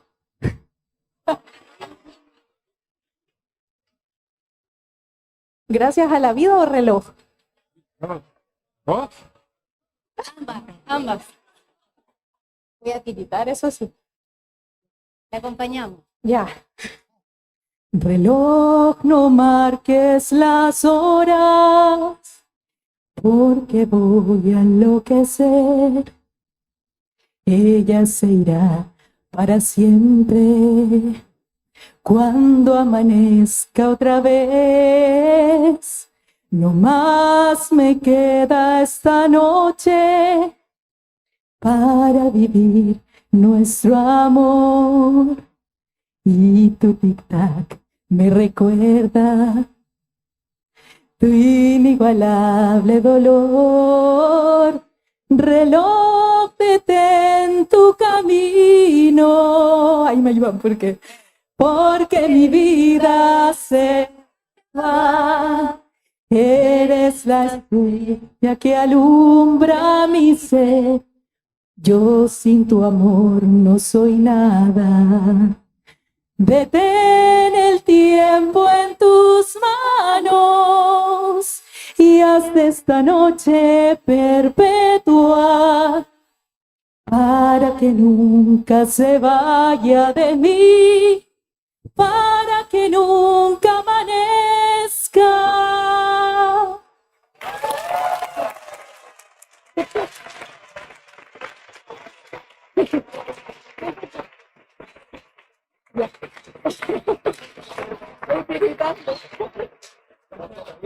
Gracias a la vida.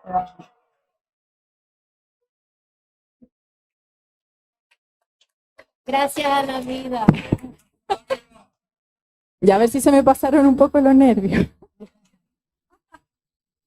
Ya, gracias a la vida. Sí. Pero acompañamos Ya, la pero con maca, eso ¿no? sí me ayudan porque aquí casi Eso. todos se la saben. Eso.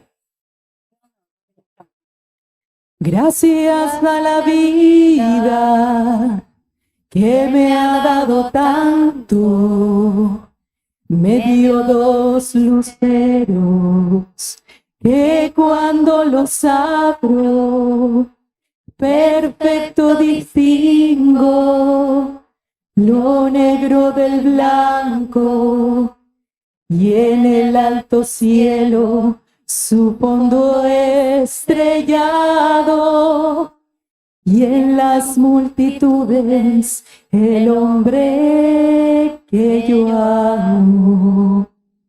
Gracias a la vida que me ha dado tanto, me ha dado el sonido y el abecedario con él las palabras que pienso y declaro, madre, amigo, hermano, y luz alumbrando la ruta del alma del que estoy amando.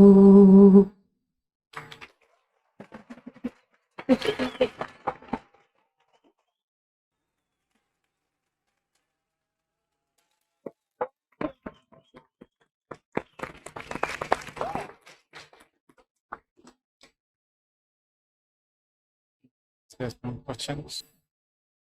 So you were saying yesterday, there's no time to waste. Go for the teaching. And so if there's someone in the West who has been practicing the Buddha Dharma for some time, would it be advisable to take the time to go live in a temple, say in Nepal? Or should he or she wait for her kids to grow up until a moment where they can buy the house and the place that they live?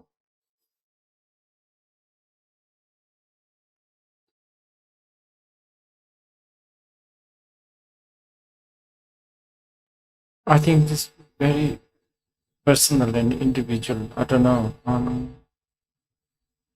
Maybe you can do both.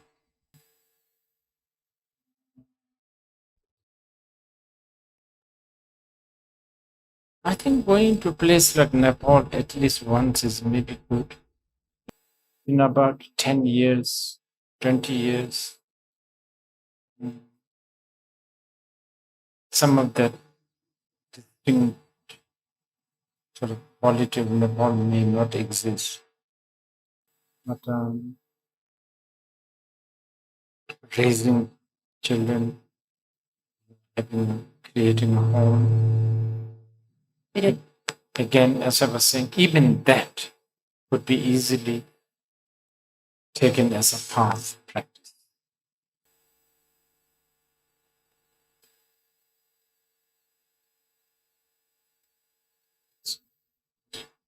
Whoever has the mic.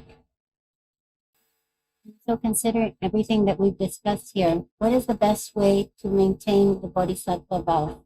And also thank you very much for being here. The Bodhisattva vow, because there's some request, we will do it tomorrow.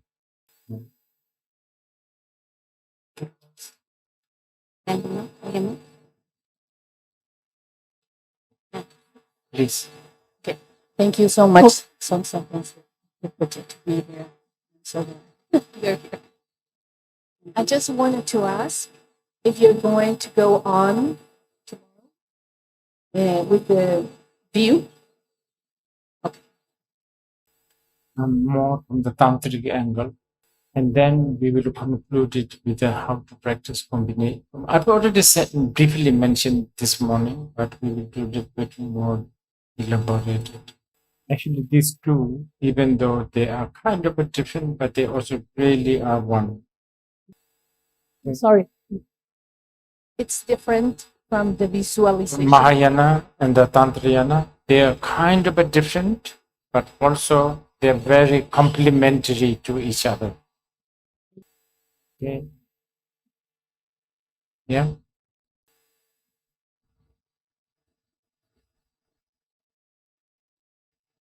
So his question is personal, but he feels that this question might help others too.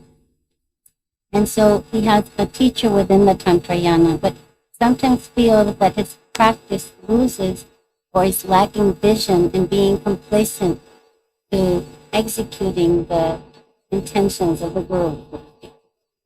So is that practice of Guru Yoga losing an aspect of vision, or is it in itself a vision of you? Something like that? You know, like I think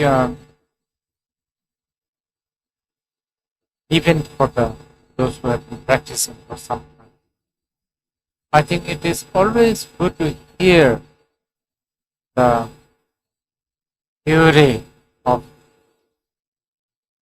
generally all the Buddha Dharma, especially for the Tantric practitioner, theory and time. No need to hear it every day, but time to time, sort of replenish, refresh. I think this is kind of important, especially for the beginner practitioner, because the Guru, relationship with the Guru, sadhana practice, all this, as has been telling you, is related to the view. And sometimes lack of information on the view may make you feel very distant and unintuitive. So like this morning I was talking about mindfulness. If you don't know much about mind, but just only talk about mindfulness, I think it will cause constipation, because mind by nature is never idle. Always like this. And then many people, when they are doing mindfulness, they try like this, stay focused. Half an hour mindfulness is usually like half an hour of anxiety and paranoia that you are distracted. But if you hear a little bit of a theory of the mind, it will immediately help you. For instance, like I can always teach you shamatha. Okay, everybody concentrate on this. Then don't think about others, just this. Then you all try. And then as you try, you realize your mind is going everywhere. And then you come back to, I just can't do it. My mind immediately goes here and there. Now, if I'm a good teacher, I will say this, and then I will give you a medal, A plus. Good. You have, because the whole point of shamatha, especially in the beginning, is to know, to make you realize your mind is not stable. If you come back by saying, I really had a good meditation, so blissful, lights everywhere. If I'm a good teacher, I will look at you like this. Stuff like that. Theory is so important. I think it's good to hear. It's actually prescribed to some during contemplation and meditation. So I encourage this. Okay? Okay, so his question is about the two elements you said were so important, method and wisdom, because he finds it complex and paradoxical in practice, because he understands method as the sacrifice for a value, yet wisdom as understanding that the value is non-existent and is illusory. And so this was kind of complicated for me. So he would like advice in order to be able to practice. This is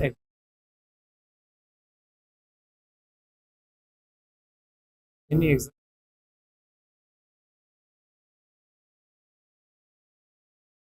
Sharpening knife is basically rubbing a metal on a wet stone, and both stone and the metal burns out, and that's called sharp knife.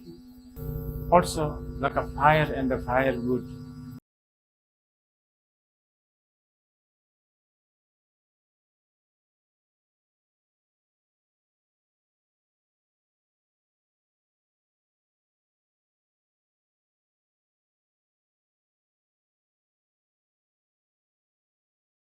Burning means, you know, in America they have something called cancel culture. Cancel. I'm very interested because I think Tantra is the highest cancel culture. Anyway, tomorrow we are talking. Tantra thinks like this: solution and the problem must go both. Both must go at the end. There is no such thing as you solve the problem and then keep the solution. So this is the very reason why the method and wisdom is placed there to cancel each other. It's everywhere, actually, it's everywhere. For instance, shamatha, it's everywhere. For instance, shamatha, vipassana. Shamatha and vipassana is actually like an enemy. Shamatha is supposed to make your mind calm. But vipassana is to make you understand there is no mind that is doing calming. There's a lot of that. Yeah. Now you see why Buddhism is not flourishing like a fire. It's not going to grow that much. Too complicated.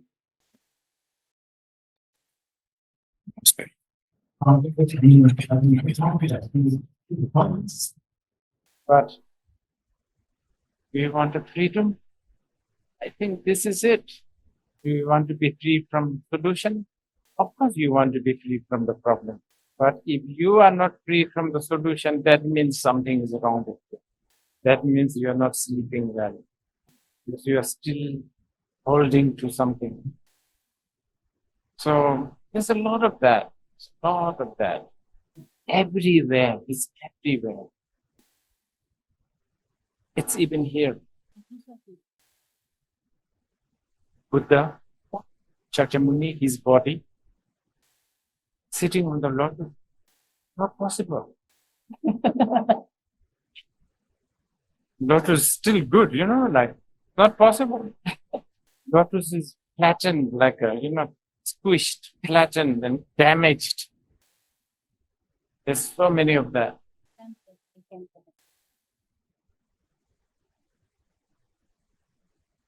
Any more questions? So her son wanted to ask a question yesterday, but because of time he wasn't able, and so she promised she would try to formulate this question for him. And she said, so, Mommy, please ask Rinpoche, how does he perceive the world?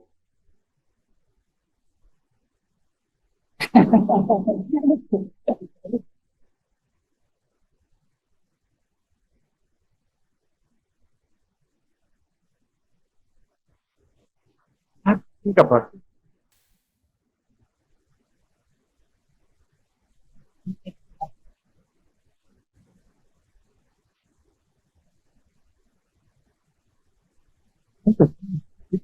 Big question. I'm not answering to him right now, but I'm going to answer to you guys. I'm trying to see the world through Yana, Mahayana, and the Varieties. It's not always working because I'm hijacked by hope, fear, expectation, assumptions. Lo que sumo. And But sometimes, because I grew up with a Buddhist influence and so many great masters, and because of their blessing, sometimes I see the world like that. And okay, I will tell you my experience recently. And this is not a okay. This will tell you how I am a struggling, aspiring Buddhist. So I made a film from the day one. Even as I was making, I told my producers, just don't even think that people will watch this, and don't hope that customers will accept. But that doesn't mean that we should be also negative and not apply to festivals. So we apply one after another. It got rejected. By the time it got rejected around the 15th time, we have already applied about 30 festivals. By the time we got rejected 15th, 16th time, suddenly we have this, strange idea. Let's use this as our marketing strategy. Tons of films rejected by 30 customers. Okay? Now wait, there's a more interesting story here. Now we have a strange fear. What if one of the remaining 10 festivals accept us? One after another rejection. Rejected. Yeah. Actually, we even prayed that it got rejected. Yeah, so it really got rejected, like not a lot, 30, 25, something like that. So it was, so the beginning part, good Buddhists, I think. Yeah. Nobody's going to watch this, all of that. By the 15th or 16th rejection, the good Buddhist is sort of, falling a little bit because you now want to be rejected. But there's that fear. So this is how I see the world now. This is my answer for you. But for your child, really difficult answer because children, I'm actually running few schools for kids. Some of them are actually have been quite successful, but I'm very skeptical about something called education myself. Um, it's like inconvenient sort of necessities. So I want to be really careful answering your some. I don't know, what do you mean by world? Can you ask him that? What is the world? It is and even that.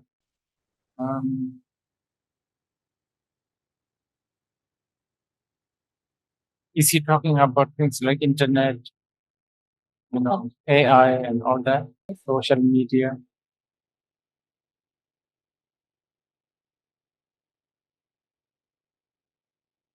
I think he refers more to war and suffering from Oh, I see.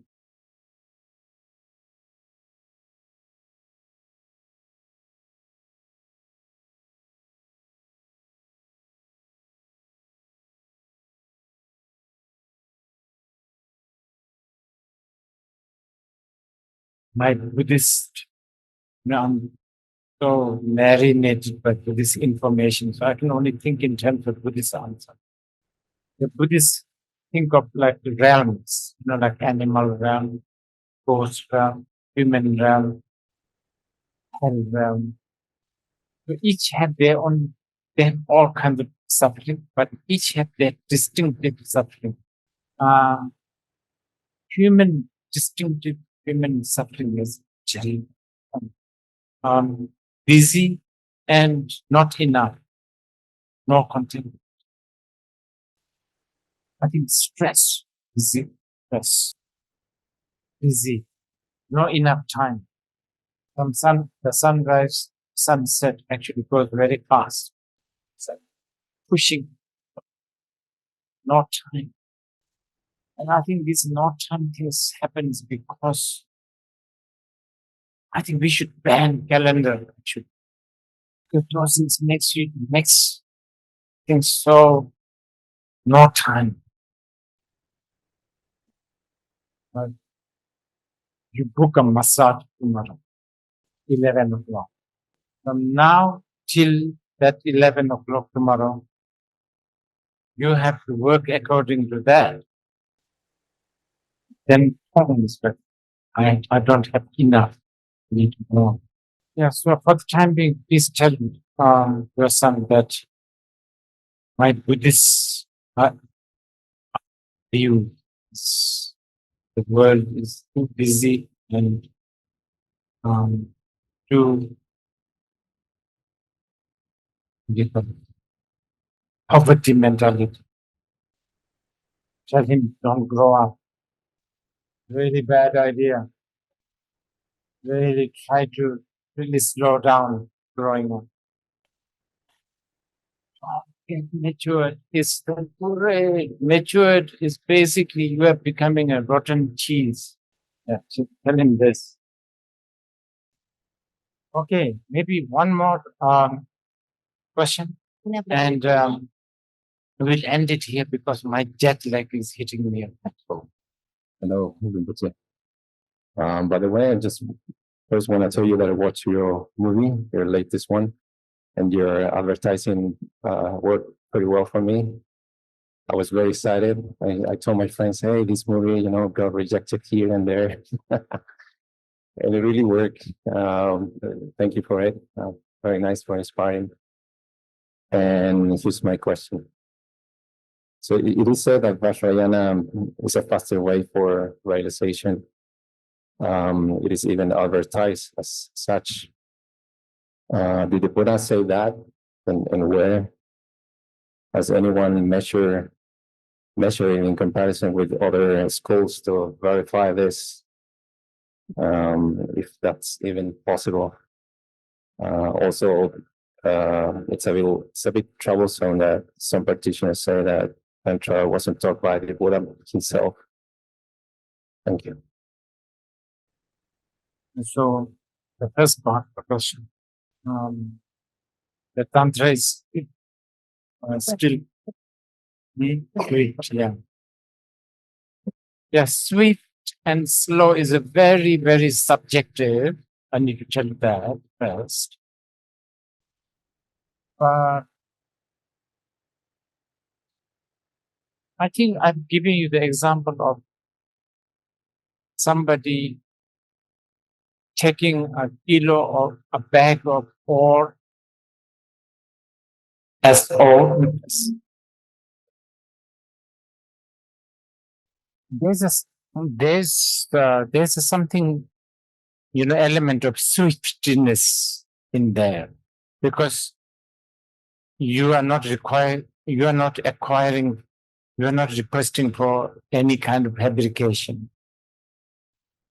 Anyway, both of these answers, if you're coming tomorrow, I'm going to cover this. Both are quite important. It's also who taught the Tantra. Even the idea of, okay, since you asked this is important question, so I will answer this, okay. So this is what the Tantra people will say. In the general Buddhist, they will say Buddha taught in the place called Varanasi, or Noble Truth. Truth of suffering, truth of emotion, let's say. Now, this teaching is heard by, this is a general account is by the 5 monk. And the 5 monk heard like this, aggregates are suffering. Emotions are ignorant.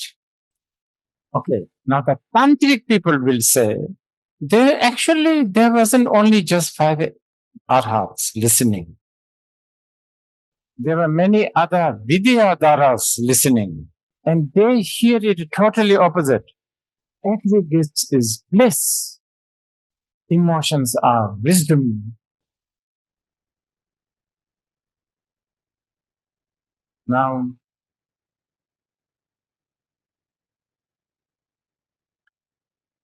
scientifically, we cannot really prove who is right. But logically, even what I have been telling you, I'm sure you are hearing it in a different way. Yeah. Tomorrow we will talk about the capacities, the different capacities, they hear a different way. Even like refuge. Now the word, I take refuge to the Buddha. Generally, people will hear, I take refuge to this person, the teacher. But in the Mahayana and especially Vajrayana, I take refuge to Buddha means I take refuge to the true nature of my mind. That is the Buddha. So,